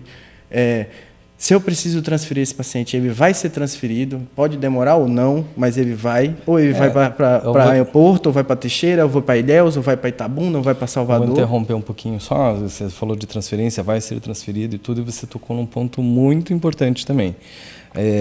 Às vezes, eu sempre faço uma analogia importante sobre transferir paciente. Você pode ter o aeroporto, você pode ter o piloto, você pode ter o avião, você pode ter tudo ali. Mas, às vezes, não tem condição de voo. Você fala, não tem teto para voar. Por que não tem teto para voar? Porque você não tem condições de voo. O clima está ruim, o pneu do avião furou, o piloto passou mal e não tem um outro piloto. E enfim, não existe teto para voar, ponto. Sim. Então, na transferência, a gente também tem que pensar da mesma maneira. Às vezes, você não tem teto para transferir. Porque, às vezes, o paciente não tem condições, sejam quais sejam elas, de ser removido. Que foi o caso da senhorinha. Que é o que ele está falando. Às vezes, até que tenha condições, você precisa estabilizar, que é isso que ele está falando. Então, não é também, às vezes, uma má vontade do médico ou uma má vontade do hospital que vai receber. Ou do próprio SAMU que está regulando, né? É muita responsabilidade do médico que está na outra linha lá. Falou assim, não, pode botar na ambulância aí e levar. Aí chega lá, eu não tenho um ponto de oxigênio. E eu acho que está no momento que está todo mundo ali assinando responsabilidades, né? Então, eu prefiro que esse paciente fique grave na minha mão, né? Eu prefiro que esse paciente... Explica um pouquinho pra gente do SAMU. O que o SAMU faz? O que é o SAMU? Primeiro de tudo, o SAMU não é obrigado a fazer transferência de paciente. Não tem nenhuma lei ou artigo na diretriz do SAMU que faça isso. O nosso SAMU faz isso porque ele está fazendo um favor. É sempre bom. Tem que ser dito isso. Certo, porque a galera acha que é obrigação do SAMU fazer a transferência. O SAMU foi criado para dar o atendimento no local. Certo. É o atendimento no local. Ele não é obrigado a fazer transferência. Não tem nenhuma lei que obrigue o SAMU a fazer isso. O SAMU daqui faz isso para ajudar a população. Isso é um acordo muito bem feito. Então, antes de poder criticar ou falar do SAMU, a gente tem que agradecer por ter ele. É importante a gente agradecer, é importante agradecer por ter ele. Você me perguntou, né? O que você vê para melhorar aqui? Cara, nós estamos... Está muito próximo de Trancoso, tem um hospital da prefeitura. Jura? Está muito próximo. Isso são planejamentos que a prefeitura tem. Você pode contar em primeira mão aí para nós? Não, isso é uma coisa que é um planejamento muito antigo. Porque Trancoso não é só Trancoso. Trancoso é Caraíva, as aldeias indígenas que tem aqui em volta. Trancoso tem uma população em geral de 30 mil pessoas. E aonde seria esse hospital? O problema de tudo isso aí é que a prefeitura precisa de um local com documentação para fazer o contrato. E aqui em Trancoso, é muito difícil você encontrar um local que tenha escritura para fazer esse contrato, entendeu? Então, nos próximos meses, Trancoso deve ganhar uma UTI móvel, que é a ambulância avançada do SAMU. E próximos meses. Né? E eu estou falando isso porque é um grande sonho meu trabalhar no SAMU. Sempre tive esse sonho. Eu acompanhava o SAMU lá na minha faculdade. Eu era presidente da Liga de Trauma. E quem tinha estágio do SAMU era a Unicamp e a PUC. Só que aí eu sempre fui muito bom de conversa. Eu sou aquela criança... Sabe aquela criança... Sério? Você abre o braço assim e ela vai para você? Eu sempre fui muito bom de conversa. Então, eu sempre tive as portas abertas para mim, que foi aquilo que eu te falei. Deus entrega as coisas na minha mão muito fácil. Cabe a mim tomar elas e fazer por merecer. Claro. Então, o SAMU vindo para cá, para Trancoso, né, que a possibilidade aí, do meio em diante ter essa ambulância avançada aqui, vai dar total condições para a gente dar um atendimento ainda melhor. Às vezes a gente não vai precisar esperar tanto como antes, né? Porque hoje o médico, que nem eu te falei, antigamente não tinha 2 médicos, era só um médico aqui. Então hoje tem 2 médicos de dia, 2 médicos à noite. A gente transforma essa ambulância básica do SAMU em uma ambulância avançada. E gostaria aqui de agradecer a todos os condutores e todos os técnicos que não têm a obrigação de fazer esse transporte de paciente grave, e eles entram na ambulância com nós e fazem de bom coração, porque sabem que isso muda a vida das pessoas. Muito importante. Muito importante. Só um leve intervalo aqui, nessa conversa acalorada, para falar do nosso apoiador de hoje. Lua nosso Verde. Parceirão. Temos um nutrólogo aqui e para fazer jus, trouxemos salada para todos. A Lud pediu, obrigado Lud pelo apoio mais uma vez, eu acho que é o 3º ou 4º episódio que a Lua Verde apoia a gente. E aí eu falei que o nosso nutrólogo queria estar aqui, e ela falou, peraí que eu vou mandar uma salada, que ela não tinha mandado essa salada ainda, tá? Então era milkshake e tal, açaí. Ela falou, não, vou mandar uma salada. E Gil, explica pra galera lá que eles podem ir lá no Lua Verde, montar a salada deles do jeito que for. Tem salada proteica, tem grãos, tem tudo assim para você fazer uma alimentação bem balanceada lá no Lua Verde. Então, ainda mais isso aqui, né, irmão, que eles usam, tudo sustentável, né? Não, massa. Olha só, biodegradável. Importante essa transição aí, viu, para todas as aqui, marcas. por exemplo, quinoa, cenoura, alface, folhas, frango. Uma saladinha mais proteica aqui, com algumas frutas também. A janta tá garantida. Gente. E agora eles estão com drive-thru, então se vocês estão aí, querem rapidinho, estão sem tempo para pegar uma salada, você manda uma mensagem no Instagram deles, eles têm já um link, né, que você faz o pedido. Você só passa com o carro, pega a sua salada e vai. Se você saiu... Chique. Lua Verde. Saiu ali do atendimento com o Dr. Julian, ele já encaminha você lá pro Lua Verde e você já vai lá, tá extremamente bem nutrido, vai ficar com sono em dia. Onde que é? Vai trabalhar bem, produtivo. Lua Verde chegando ali no quadrado, ponto de referência, Lua Verde. Perto da loja da Havaianas. Passou a Havaiana ali, numa ruazinha direita você vai ver Lua Verde grande assim, roxo. A gente pensou assim, quem que oferece uma alimentação saudável aqui, né? O primeiro que veio na cabeça foi Lua Verde. Então, a alimentação saudável é na Lua Verde. Então, eu queria chamar um pouquinho a atenção sobre... a gente falou bastante aqui do panorama da saúde de Trancoso na perspectiva do SUS, né? Eu acho que a gente tem que levar um pouquinho sobre a perspectiva do particular. Né? A gente vive num sistema de saúde no Brasil misto, onde a gente pode contar com os 2 tipos de serviço. A gente pode oferecer serviço particular e serviço público. E acho importante a gente falar do particular. O particular aqui em Trancoso, antes disso também eu estava falando para vocês sobre, às vezes eu dou um puxão de orelha nos meus pacientes do SUS, que eles reclamam sobre, com razão, eles reclamam da delonga que pode ter sobre agendar um exame, fazer uma cirurgia, encaminhamento para um especialista.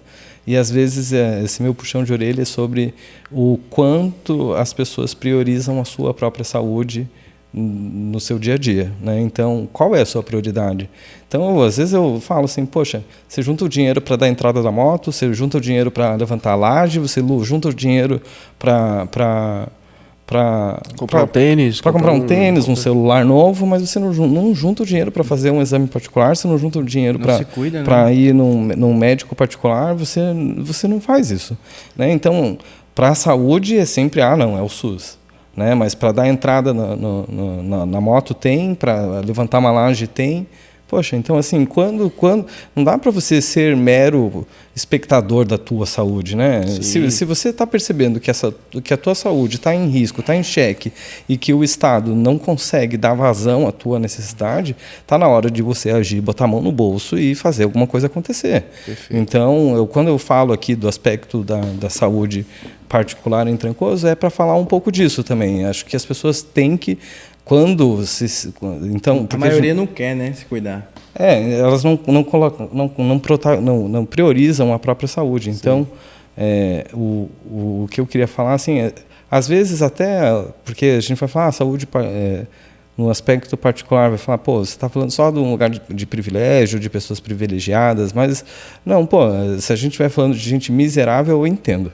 Mas se a gente está falando de gente que consegue levantar uma laje... Eu acho questionável a reclamação aí do sistema de saúde, eu acho questionável. Sim. Então, eu sinto muito, às vezes eu penso, sabe? Pô, você não prioriza a tua saúde, sabe? Você é um espectador da tua saúde. Rapaz, nossa fila de espera aí tá tão fácil, tá tão rápida. Hoje a gente tem uma clínica gigantesca ali no Baianão, que é um bairro que tem várias especialidades. Nem tem um hospital só para fazer cirurgia em Arraial. Mas, às vezes a pessoa nem procura a atenção básica para só ser encaminhado para cirurgia. Às vezes eu acho que a pessoa não tem essa cultura de ir ao médico. Eu falei, e aqui eu faço até uma autocrítica. Assim, eu, por exemplo, tenho um lugar de privilégio que eu posso ir, eu tenho um seguro saúde, eu posso ir no médico e não vou. Eu acho que a gente tem, às vezes, esse descaso com a própria saúde. Eu acho uma coisa meio, não sei se é cultural. Eu te contei, né? Eu larguei vários plantões meus porque eu tava doente. Minha testosterona pior do que a de um velho, minha insulina estourada nas alturas, pré-diabético, colesterol alto, triglicéridos, dormindo mal, comendo mal, sem se exercitar, bebendo...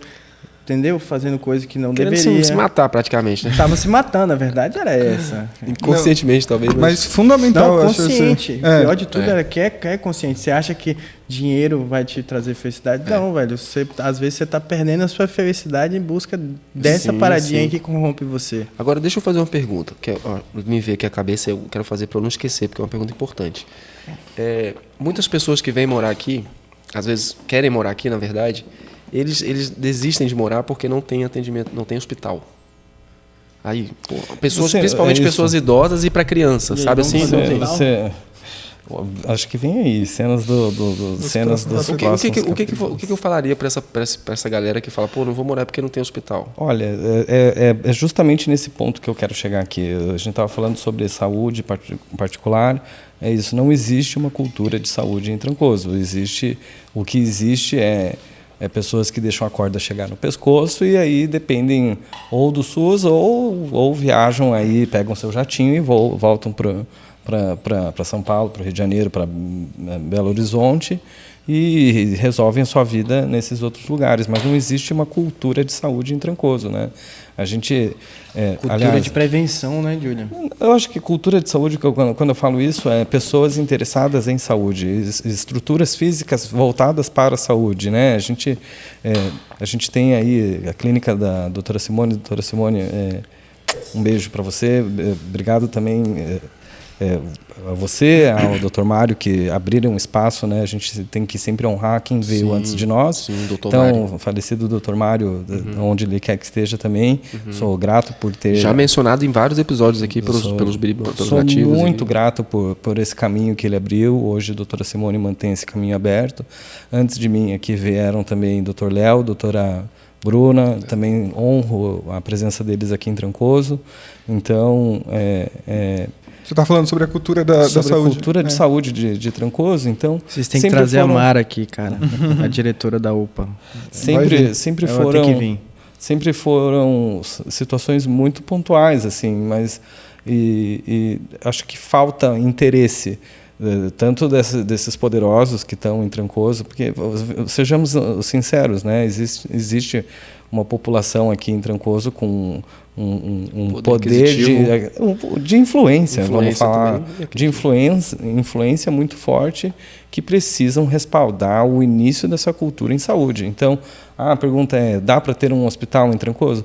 Vou te falar, a primeira resposta é falando assim, é economicamente viável? Talvez a primeira resposta seja não. Mas as pessoas que moram em Trancoso ou as pessoas que têm esse poder de influência, eles precisam respaldar isso. Eles precisam, de uma certa maneira, patrocinar a existência desses serviços de saúde, desses equipamentos. Eles moram aqui, eles têm casa aqui, eles trazem convidados aqui e, às vezes, eles não conseguem trazer os seus convidados, muitas vezes idosos e crianças, justamente porque não existem equipamentos de saúde o suficiente para atender toda essa população. Não é que a gente, longe de estar aqui falando mal do sistema de saúde, a gente está falando do sistema de saúde particular, tá? Particular, a gente está falando. Não tem, né? Não existe. A gente tem só a clínica da doutora Simone, a clínica do Dr. Rodrigo, que tem alguns atendimentos. Né? A gente tem umas pequenas clínicas aqui, mas nenhuma 24 horas, nenhuma delas com pronto atendimento, não tem internação. A gente não tem nenhuma clínica de radiologia, né? A gente não tem nenhuma farmácia 24 horas. E é o que o Rubem trouxe aqui para nós. Não se trata só de Trancoso. A gente está falando de Trancoso, a gente está falando de Caraíva, a gente está falando de Itaporanga, até Itabela, a gente pode falar. Porque Trancoso, o pronto atendimento de Trancoso, ele é referência para um monte de gente, tá? Eles não ficam atendendo só gente de Trancoso. Chegar em Itabela, daqui em Itabela, do que de Itabela em Porto.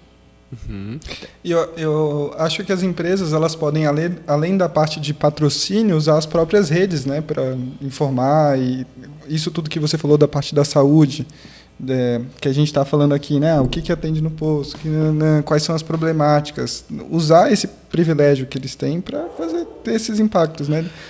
E viabilizar, posso te falar, botar a mão no bolso e viabilizar. Eles vão precisar viabilizar, eles têm condições de fazer isso e precisa ter gente que tenha coragem de fazer isso.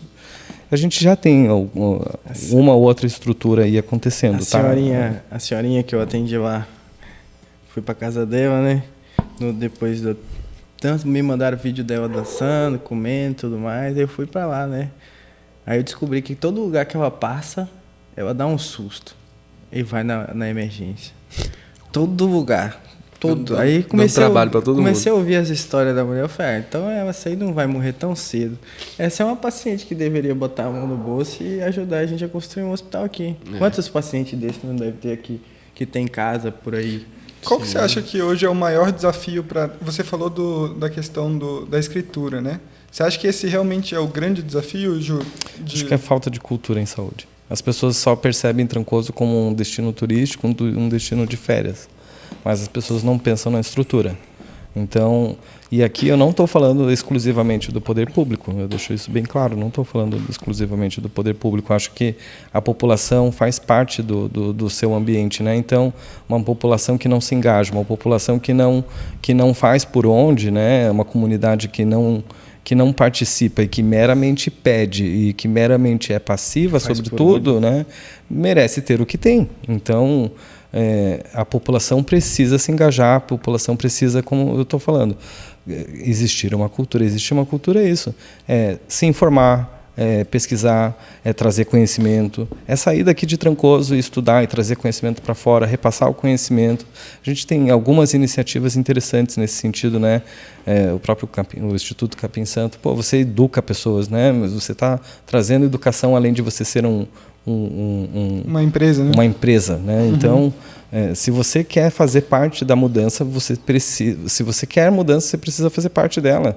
Se você só reclama, você não é parte da mudança. Isso. Você é só parte do problema. Para falar bem a verdade, você só é parte do problema. E ainda é pior, né? Que reclama e aí... Você sabe o que acontece? Eu tenho um chefe lá no Luiz Eduardo, ele é novo, mas ele subiu muito rápido porque ele tem uma cabeça totalmente diferente. Ele fala o seguinte, cara, não tem como eu ser chefe. Vou dar um exemplo que você quer construir um hospital aqui, né? Beleza. Tudo que eu consegui e que eu conquistei foi dizendo que eu ia prover algo com aquilo que eu iria ganhar, tá? Então, analogicamente, não adianta eu montar um hospital aqui se a população não me dá condições de manter esse hospital. Será que vai ter o fluxo? Sim. Será que vai ser lucrativo? Quem que vai bancar esse hospital? Vai ser só a iniciativa dos médicos? Porque eu e o Júlio, a gente pode fazer um hospital. Só que aí vai ficar eu e ele intercalando plantão. E a nossa vida? Será que a gente vai conseguir parar a nossa vida para montar o hospital? Daí às vezes o médico ou o enfermeiro não acha casa aqui. Daí as casas custam o salário deles. Não, caro pra caceta. Meu Deus, como é que consegue viver aqui? Isso é um negócio que a gente tem que falar, hein, velho? Pelo amor de Deus. A pessoa é meio que morar em Veneza, né? Que é só turista. Não tem mais veneziano morando em Veneza. Eles moram na região periférica. Velho. Isso é um problema sério aqui, cara. É isso. Então, qual é a minha participação nisso? Pô, se o cara tá te falando que ele é enfermeiro, que ele é médico, que ele é técnico, que ele tá se mudando para Trancoso, você aí, dono de casa, de uma propriedade, facilita, entende? Facilita. Eu procurei um ponto para fazer um consultório meu aqui. Não teve nenhum ponto que eu achei por menos de 6 mil, cara. Será que esse povo tem noção do que é 6 mil? São 4, 5 salários mínimos? Quem que ganha 4, 5 salários mínimos? Não, 4, 5 salários mínimos para você começar a respirar, né? E fora os custos só que para ter o local, o espacinho. Sem mobília, sem porra. 5 por 5 ali, o cara quer 6 mil. Que isso, velho? Não. Surreal. Fico até nervoso com essa Aí como é que você fala de vir construir um hospital aqui? Imagina quanto... Júlio, escreve aí pra gente resolver esse problema aqui. Ajudar a resolver esse problema aí de mão de obra, moradia, barata. Não, eu acho que a gente pode Vamos pensar no plano. Podia começar também... a escrever esses problemas assim que a gente vai tentando ajudar. Eu acho que a gente pode abrir caixinha de pergunta também para as pessoas falarem sobre, né? Como que... Sugestões de como resolver esse problema do hospital, porque eu acho que tem boas ideias aí. Uma sugestão é vir um milionário desse aí, pegar seu dinheirinho e botar aqui no hospital, né? Mas é isso, mas daí não se sustenta não se sustenta às vezes como equipe, se ele tem que pagar, se essa equipe tem que pagar o salário dela de aluguel. Sim. Né? É injusto. Então, assim... eu acho que é isso que você falou... Você vai pagar para trabalhar? Exato. Eu acho que isso que ele falou de ter um incentivo... quando essas pessoas que alugam casas, né, para os médicos facilitarem no preço, ou talvez os médicos podem ter algum incentivo público, talvez, né, tipo nesse pagamento dos aluguéis, eu não sei, para balancear. Tenho assim, o hospital poderia ser metade SUS e metade particular, como já existe em outras regiões no Brasil, né? Aquela parceria público-privada. Você coloca uma tomografia aqui, uma radiografia. Eu tenho a minha ultrassom, eu carrego no carro, mas assim, você pode colocar isso e colocar a internação hospitalar, 50 SUS, 50 particular. Seria uma hipótese, uma opção. A gente está vendo muito isso em São Paulo, né? Uma boa. Esse é um método que não é novo, né? Existe em muitos lugares, né, esse método de saúde mista dentro do mesmo ambiente hospitalar. Você tem leitos do SUS e leitos particulares, né? Parceria público-privada, né? PPP? PPP mesmo. E mudando, vamos abrir as perguntas do público. A gente fez ali uma caixinha de perguntas, né? Nossa querida Julie, do Instagram. Bom, o Julian estava falando sobre essa questão importante da cultura, né, de desenvolver essa cultura da saúde, informar, educar, né, para as pessoas fazerem o que precisa ser feito. E aí, nessa seara, eu trago uma pergunta aqui, de uma pessoa. Temos o nome dela, Julie? O nome dessa pessoa que perguntou? Ela perguntou o seguinte: tem prestação de medicina alternativa e preventiva em Trancoso? É uma boa pergunta. Eu desconheço qualquer instrumento de saúde formal que ofereça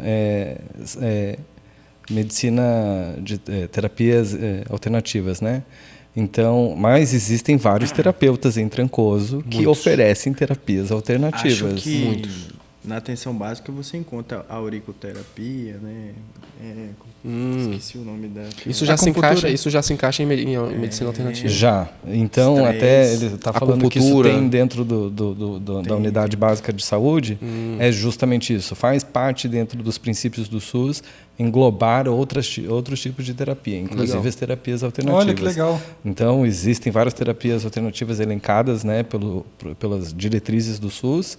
E só que a gente não deve, eu desconheço algum equipamento específico para esse fim aqui em Trancoso, apesar de existirem vários terapeutas que oferecem terapias alternativas. Sim. Não existe um local que conglomere todos esses terapeutas. Mais uma vez eu venho falar e provocar a população para participar e fazer existir esse instrumento, né? Se a população não provoca o Estado para que, mesmo tendo vários profissionais desse tipo aqui e não existe o lugar para elas trabalharem, né, o ambiente onde elas possam fazer a prática da terapia alternativa, a população precisa provocar o Estado para que exista esse equipamento. Só um pouquinho. Como a gente consegue fazer a provocação do Estado para que isso aconteça?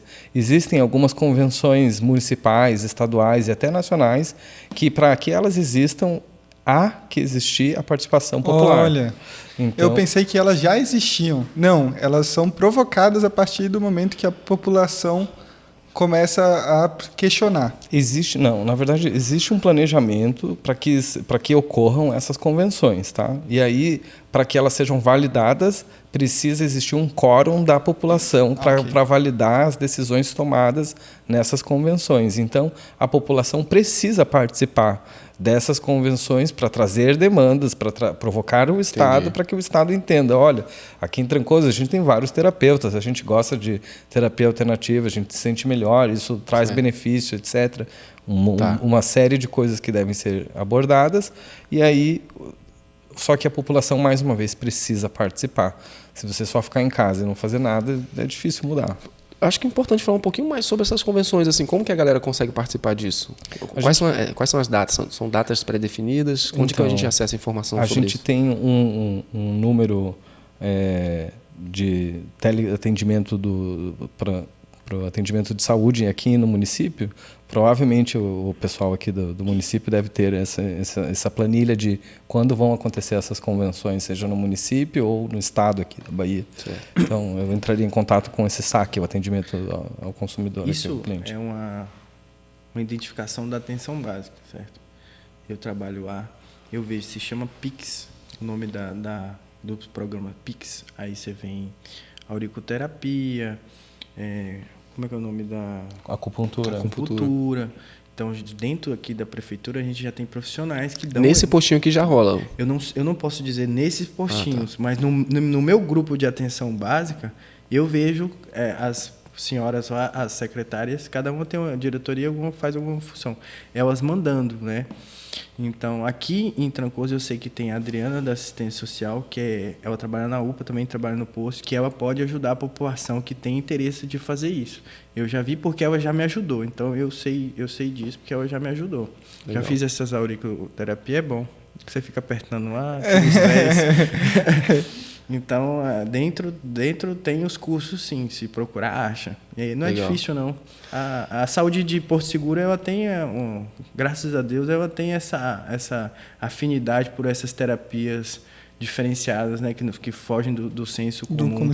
O Ju até falou, né, que a gente tem essa cultura do chá e que são culturas que, óbvio, a gente precisa sempre se atualizar, mas é importante também trazer esses saberes, né, para o atual, que eles são atemporais, né? A gente fala aqui, está falando da medicina, eu e o Rubem representamos a medicina alopática, né, a medicina ocidentalizada, mas essas práticas muito mais antiga, né, oriental. Essas práticas que a gente está falando, que existiam antigamente aqui em Trancoso e que, para além do Dr. Mário, da doutora Simone, da doutora Bruna, do Dr. Léo, para todas as parteiras eu também honro a nossa existência e por terem aberto esse caminho, todas as parteiras, todas as benzedeiras, raizeira, benzedeiras, curandeiros, todos eles vieram aqui desse lugar e eles abriram caminho para que a gente pudesse fazer o que a gente faz hoje. Sim. Então, a gente tem comunidades pataxós aqui na região que ainda oferecem experiências nesse sentido, que tem conhecimento sobre ervas, que tem conhecimento, e a gente não está aqui para desvalidar o que eles fazem, a gente está aqui para validar, mas o que precisa acontecer é uma simbiose, né? A gente precisa conseguir juntar o que a gente representa como medicina alopática junto com essas terapias alternativas. E né? É bem simples você aprender, porque se você para com o paciente...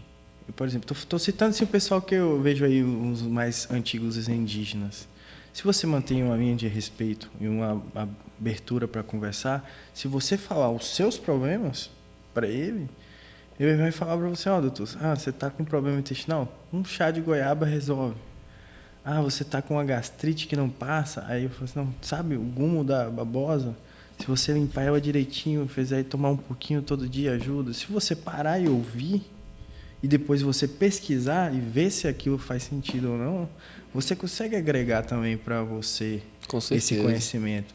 Então, basta você ser humilde para ouvir quem está na sua frente, né? Isso aí é fundamental. E aqui você tem chance de aprender de tudo, cara. Aqui tem. Você consegue aprender de tudo que você Tem muita quiser. gente que entende muito de ervas aqui, né? Tem uma Bastante. cultura, né, muito forte aqui, né? Em Caraíva também tem um pessoal inclusive, lá... eu tenho medo de perder isso. Acho que a gente precisa fazer um trabalho para manter Esses saberes, esse né? conhecimento. Não, o Damião até contou no episódio dele. O Damião foi o primeiro artista plástico, Rubens, daqui de Trancoso, né? Ele abriu as portas. E toda quinta-feira, a professora dele, a Mariângela, levava eles até a Dona da Glória, e a da Glória ensinava os chás. Menino, isso aqui para dor de barriga. A da Glória tinha 18 filhos. Então, assim... Sabe tudo. Ele tinha que tratar de alguma forma. Parteira também. Então... A minha mãe de leite, a minha mãe não tinha leite. Então, tenho 2 mães. A minha mãe é índia, mora lá em Caraíva, eu sou o 7º filho dela. Então, ela me ensinou muita coisa, pô. Muita coisa. Eu tenho uma noção, assim, de chá e ervas. Eu fico até brincando, né? O professor, você não é cigano, você é índio. Mas eu tenho uma mistura muito boa. Não, e o alimento, né? A gente tem um nutrólogo aqui, você também, né? Tive que estudar, né? Tem que estudar. O alimento, ele tem um papel fundamental, né, Ju, na nossa saúde, inclusive com uma relação com o nosso psicológico, né? Eu queria que você explicasse um pouco sobre isso. A gente estava falando como ser menos dependente, né, desses sistemas de urgência e de emergência, e o único caminho é prevenção, né?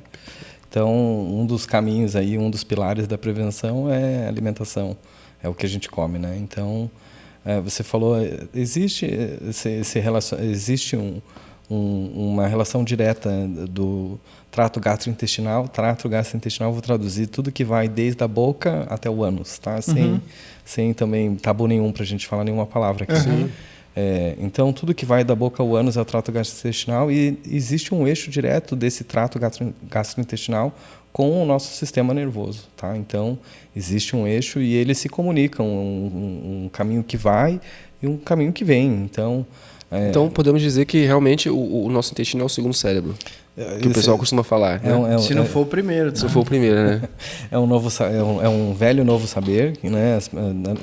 Na época que eu me formei, entrei em medicina, se falou muito pouco sobre os intestinos, por exemplo. Não era um órgão que era muito abordado. Só anatomia, né? Era um órgão meio negligenciado, para falar bem a verdade. E aí, depois aí dos anos 2015, mais ou menos, voltou a atenção para esse órgão que durante muito tempo, esses 2 órgãos, né, intestino delgado e intestino grosso. Porque nós começamos a estudar mais o cérebro e percebemos que o cérebro estava ligado ao intestino. Até para a gente encurtar um pouquinho a palavra, né, o termo enfesado, ele significa exatamente o que você consegue interpretar dele, né? Vem de fezes, né? Então, alguém irritado, né, esses humores que existem, né, a pessoa fica irritada. Então, um pouquinho mais cedo aqui, Rubem estava trazendo a questão da serotonina, o órgão que produz serotonina e manda esse sentimento de bem-estar para o cérebro é o intestino. Olha, eu não sabia disso. É o intestino. Então, você é o que você come. Exatamente. O nosso equilíbrio mental, ele pode estar muito associado ao seu trato gastrointestinal, né? Que nem eu estava te falando. Eu dava plantão todo dia, toda noite. Aí, ou era x-tudo, ou era pizza. Ou era x-tudo, ou era pizza. Coca-Cola era no mínimo 1 litro. Por dia. Por dia. Jesus. Aí, quando eu comecei a buscar conhecimentos, né? A primeira coisa que eu mudei foi a alimentação. Cara, a primeira coisa que mudou na minha vida foi o meu humor. Seu humor? Foi nítido. A minha paciência aumentou. Eu sempre fui feliz, mas eu estava mais feliz do que o normal. A minha energia, a minha vontade, né? Na psiquiatria a gente fala muito de vontade, né? O paciente psiquiatra, ele tem pouca vontade de se cuidar, pouca vontade de comer, pouca vontade de dormir, pouca vontade de se relacionar. Então a minha vontade, o meu humor foi as primeiras coisas que mudaram, e foi só o meu um pouco melhor. Tirar a porcaria, a besteira, e colocar uma salada, uma verdura, se alimentar com menos açúcar. Então eu entrei num hábito de vida para mim que eu não quero mudar mais. Não que o outro não seja gostoso ou bom, era caro, muito caro. Se manter se alimentando mal é caro.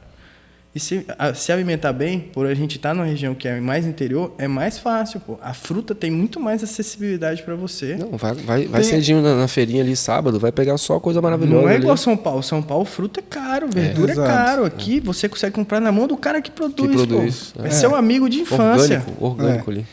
E estudam muito sobre as bactérias, né, do intestino. Acho que elas têm papel fundamental. E eu vi até que tem estudos que percebem que, sei lá, pessoas que têm Alzheimer, elas não têm uma bactéria específica no organismo. Cara, você está falando de... O que você vai falar aí é o que a gente chama de medicina personalizada. Né? Não é tratar o corpo como um todo, mas tratar cada órgão como um corpo. Cada órgão do corpo tem uma microbiota. Tá. O pulmão tem a dele, o intestino tem a dele, o estômago tem a dele, o cérebro tem a dele, que são bactérias que já colonizam aquilo ali. Então, a sua alimentação modifica o tipo de bactéria que vai crescer no seu intestino. Às vezes você não tem bactéria, mas você tem muito fungo. Aí você começa a ter várias infecções de repetição. E você trata, passa 1 a 2 semanas, você tem de novo. Trata, passa 1 a 2 semanas. Por quê? Você não tem a bactéria que te defenderia daquele fungo. E hoje tem tratamentos através de... Eu não sei se já está chegando aqui no Brasil. Eu vi isso num documentário na Netflix, que eu acho maravilhoso. Acho que é intestino, alguma coisa assim. Que se você pesquisar intestino no Netflix, você acha. E tem tratamentos através de ingestão de pílulas. Né? Eu acho que até o pessoal vai achar nojento, né? Porque escatológico. Que você pega fezes de outras pessoas, óbvio, vai lá pro laboratório e tal. Você toma uma cápsula... Gastroresistente. Obrigado, doutor, por falar de uma forma mais leve. E você cura problemas gravíssimos da saúde através dessas bactérias, né, como chama, do bioma? Da microbiota. Da microbiota de outras pessoas saudáveis, né? Eu só preciso refrisar que tudo isso é tudo relativamente muito novo, que a gente está vivendo um universo novo sobre esses estudos aí com probióticos, prebióticos, simbióticos, parasimbióticos. Existem um universo que tem se aberto, que tem ficado aberto para a medicina, tá? Então, existe um futuro também, não sei o quão bizarro isso pode soar, mas de um banco de fezes, porque você precisa ter o doador viável também, né? Da onde eu vou pegar essas fezes? Né? Um atleta, mas se ele tomou 20 antibióticos na vida, talvez não é bom. Né? Quem são anabolizantes? Quem são? Porque o que tem se entendido, né? A microbiota ideal ou com menos doença, quais são os melhores estímulos ao longo desde da tua concepção até a tua existência atual? Quais são os melhores estímulos? Então, vou dar um outro exemplo aqui sobre parto normal e parto cesariana. É sabido que pacientes que passam por parto cesariana têm maior chance de ser um paciente atópico. O que é um paciente atópico? Um paciente mais alérgico, né? Que tem maior propensão a ter asma, ter bronquite, ter afecções de pele. O neném que nasce, o bebê que nasce. O neném que nasce de parto cesariana. Porque não passa pelas bactérias. Porque não passa pelo canal vaginal. E aí o bebê, em vez de ter contato resistência, né? Em vez de ter contato com bactérias do canal vaginal, ele vai ter primeiro contato com bactéria da pele, que são justamente eu vou falar um pouquinho, um conteúdo um pouco técnico, mas assim, estafilococcus causa muitas doenças graves, né, em pacientes que estão, por exemplo, no ambiente de UTI. Estafilococcus é bem grave, assim. Pneumonia, então infecção de pele. A gente já depende muito de qual é o estímulo. Essa criança, quando ela é pequena, ela mamou. Muda muito se essa criança mamou durante 2 anos. Ela teve contato com bactéria, né, do bico do peito da mãe. As bactérias foram alimentadas com leite em vez de ter sido alimentado com fórmula. Né? Para você entender, o sistema imune da gente se desenvolve a partir da leite materno, né? Vem do leite materno. Então, é o primeiro os anticorpos que nós recebemos. Então, será que a minha mãe original teria condições de me dar a saúde que eu tenho, que eu peguei lá da Índia, rapaz, para eu ficar doente dá trabalho demais, moço. E eu acredito que seja isso. Eu peguei uma resistência, né, diferente do que a minha mãe de sangue teve. Né? Meus anticorpos são da minha mãe de leite. Então esses estímulos vão fazer com que você tenha uma microbiota do trato gastrointestinal cada vez mais diversificada ou muito específica, de acordo com o tipo de estímulo. Então, foi parto cesárea ou foi parto normal? Ou a mãe usou antibiótico durante a gestação ou não usou? Ou a criança mamou ou não mamou? Se mamou, mamou quanto tempo? Mamou 1 mês, 2 meses, 3 meses, 4 meses, 5 meses, 9 meses? 2 anos, como é preconizado? Não sei. Então, quem é o doador ideal? A gente ainda não tem resposta para tudo isso. Isso é tudo muito novo. Provavelmente a gente vai ver no futuro aí, num futuro um pouquinho escatológico e muito futurístico, banco de fezes. Banco de merda. Imagina, você vai assim, você vai analisando. Assim. Ô, me dá aquele cocôzinho ali, ó. Você chega pro cara e fala, que cagada, hein, mano? Porra! Caralho! Que lugar que a gente tá aí, velho. Pois é, olha onde a gente chegou no assunto. Mas é que porque falar de bactéria é falar de cocô. A massa fecal é basicamente composta de bactéria, né? Então, sem tabus, de novo, sem tabus aqui. Sim. Então, você estava falando... a gente falou do banco de fezes. O que acontece, né? Você falou assim, tá, mas qual é o sentido de eu tomar uma pílula gastroresistente, mesmo que seja gastroresistente, que contenha fezes de outra pessoa? Você teria coragem? Você teria coragem? Com certeza, para me salvar. Nossa, isso, mano. assim. Bom, então vamos pensar. Eu sou uma pessoa que não tem muito nojo. Quem são as pessoas que já encontraram, né, respaldo, indicação formal para fazer esse tipo de terapia? Porque você não pode ficar inventando as coisas para submeter as pessoas a um experimento para o seu bel prazer. Isso, né, pelo amor de Deus, a gente não vive essa era, né? Então, quem são as pessoas que vivem, que têm respaldo para isso? Então, existe essa bactéria, né, chamada Clostridium difficile, que causa colite pseudomembranosa, tá? Está muito associada ao uso dos antibióticos, e daí essa bactéria que está presente lá no cólon causa uma diarreia contínua, e você vai tentando, cada vez que você vai tentando eliminar essa bactéria, você vai tentando usar mais antibiótico para matar a bactéria. Vai só alimentando. Só que a bactéria vai virando uma superbactéria, você vai eliminando as bactérias boas e ela vai ganhando o jogo. Meu Deus. E aí, a gente falou aqui de uma palavra certa, ganhar o jogo, né? Então, ganhar o jogo porque, basicamente, o nosso microbioma vive de uma competição. O melhor vence, o melhor vai ficar.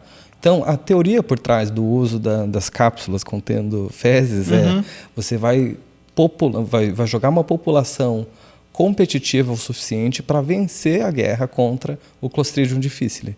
Então, ele deve sobreviver à passagem pelo ácido do estômago e chegar lá no intestino grosso viável para competir com o Clostridium. Então, são situações muito específicas. Sim. Que achou respaldo, mas para o futuro a gente quer fazer repopulações de microbiomas específicos com bactérias específicas, mas é tudo muito, muito, muito incipiente. Tá? Então, passando para nós meros mortais, tem um chefão lá muito poderoso lá no seu intestino e a gente não está dando conta com os poderes que a gente tem. Aí chama o exército aí, meu irmão. Chama a galera. Entra lá o Mulher Maravilha, Sonic. Para concorrer, para brigar, para batalhar. E ele ocupa o espaço. Isso aí. No final, Hollywood ganha. Muito bom. Parece até coisa de cinema mesmo, né, cara?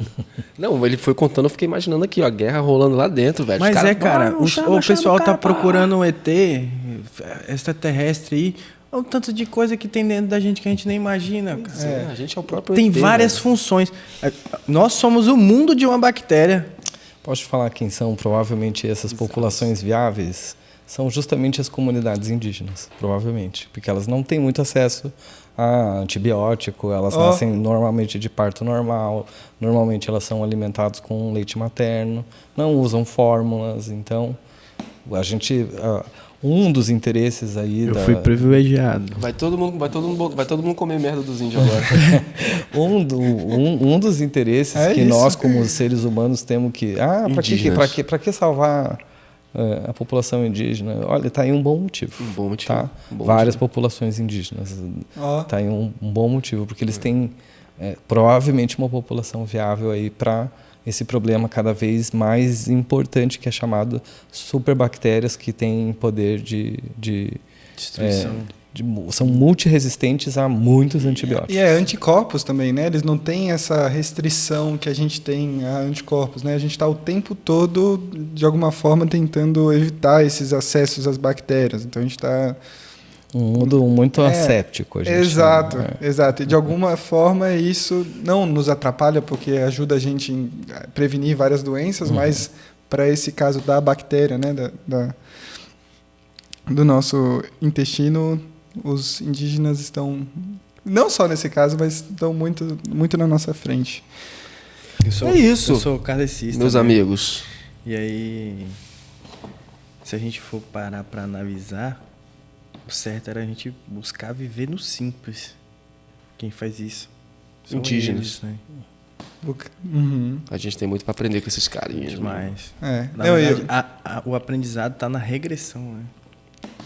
Fundamental.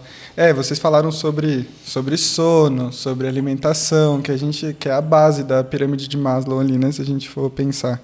E realmente, sem o básico, a gente não consegue andar, né? Se você não conseguir se alimentar bem, dormir bem. Então, galera que está aí achando que vai virar empreendedor e workaholic, work hard, né? Tipo, você tem... Óbvio que é importante, né? Você trabalhar, correr atrás. Estou falando do meu lugar de privilégio também.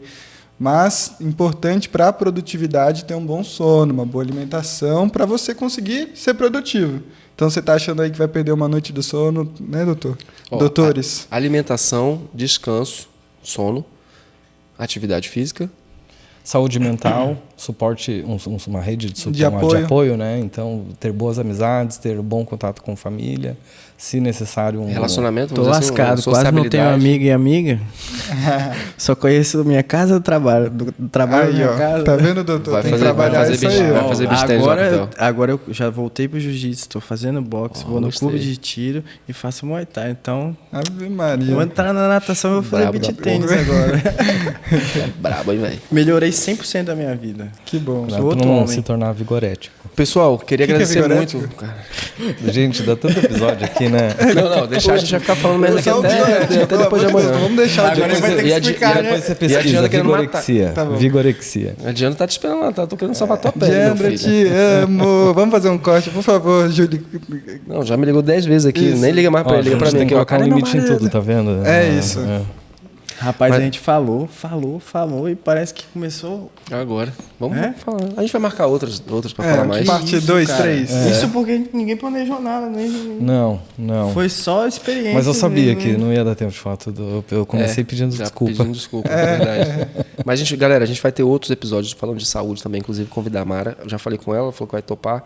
Talvez o Rodrigo venha também, do Saúde Doutora Trancoso. Simone, doutora Doutora Léo, Simone. que já fez história aqui. O Léo Doutora também. Bruna já fez história aqui. Pronto, a gente vai conversar com essa galera toda aí para entender mais ainda, informar, talvez ajudar a mudar um pouco essa cultura de saúde em Trancoso, que o Julião falou bem, que o Rubem também. Pesquisar também o pessoal que é da nossa história tradicional, então, né? Talvez algum pajé aí de alguma das Eu comunidades conheço um indígenas. bocado de pajé, cara. Ó, que massa. Maneiro. Conheço um O monte. pessoal aí, os filhos de parteira também, né? Acho que já vieram aqui, as Gloretes. Já. Eu comecei Glorete. a fazer trabalho voluntário, né? Porque eu fiz uma promessa, foi que quando eu fosse médico eu faria o trabalho voluntário. Então eu tenho um tio que era secretário de assistência social. Ele falou, vamos. Aí me levou, eu conheci várias comunidades, tanto de terreiros, né? De candomblé, ubanda, como aldeia indígena, os assentamentos aí que me levou também. Então eu conheci disso aí, tudo que você pensar e imaginar eu conheci. Então se tiver que chamar algum pajé, você vai falar aí que eu arrumo, que eu acho que vai contar bem a história para vocês. Massa. Obrigado, irmão. Não, eu quero. E é Queremos. É só uma primeira porta que se abriu hoje, eu acho, para esse tema saúde, que é fundamental. E tá aberto aí para próximos episódios, para a gente, né? O que a gente vai falar? Saúde, sem saúde não há vida, né? Sem saúde não há nós. Então, É isso. Episódio importantíssimo hoje. Muito satisfeito. Obrigado, equipe. Julie, Dan, vocês convidados. Galera, obrigado demais Obrigado por pelo dispor. espaço. Obrigado, Foi muito Romero. bom, agradecer a Deus aí a oportunidade de estar falando sobre medicina, que é algo fantástico, salvou a minha vida. Eu vou fazer meu trabalho muito bem feito para quando eu chegar lá em cima e falar, isso aí. Meu garoto. Valeu, pessoal, muito obrigado aí, viu? Que isso. Foi fantástico. Obrigado você. Obrigado, gente. Valeu, Telzão. Tamo Valeu. junto. Mestre, Mais um. Junto. foi muito bom. Parabéns. Boa noite, galera. Até próxima quinta-feira. Valeu.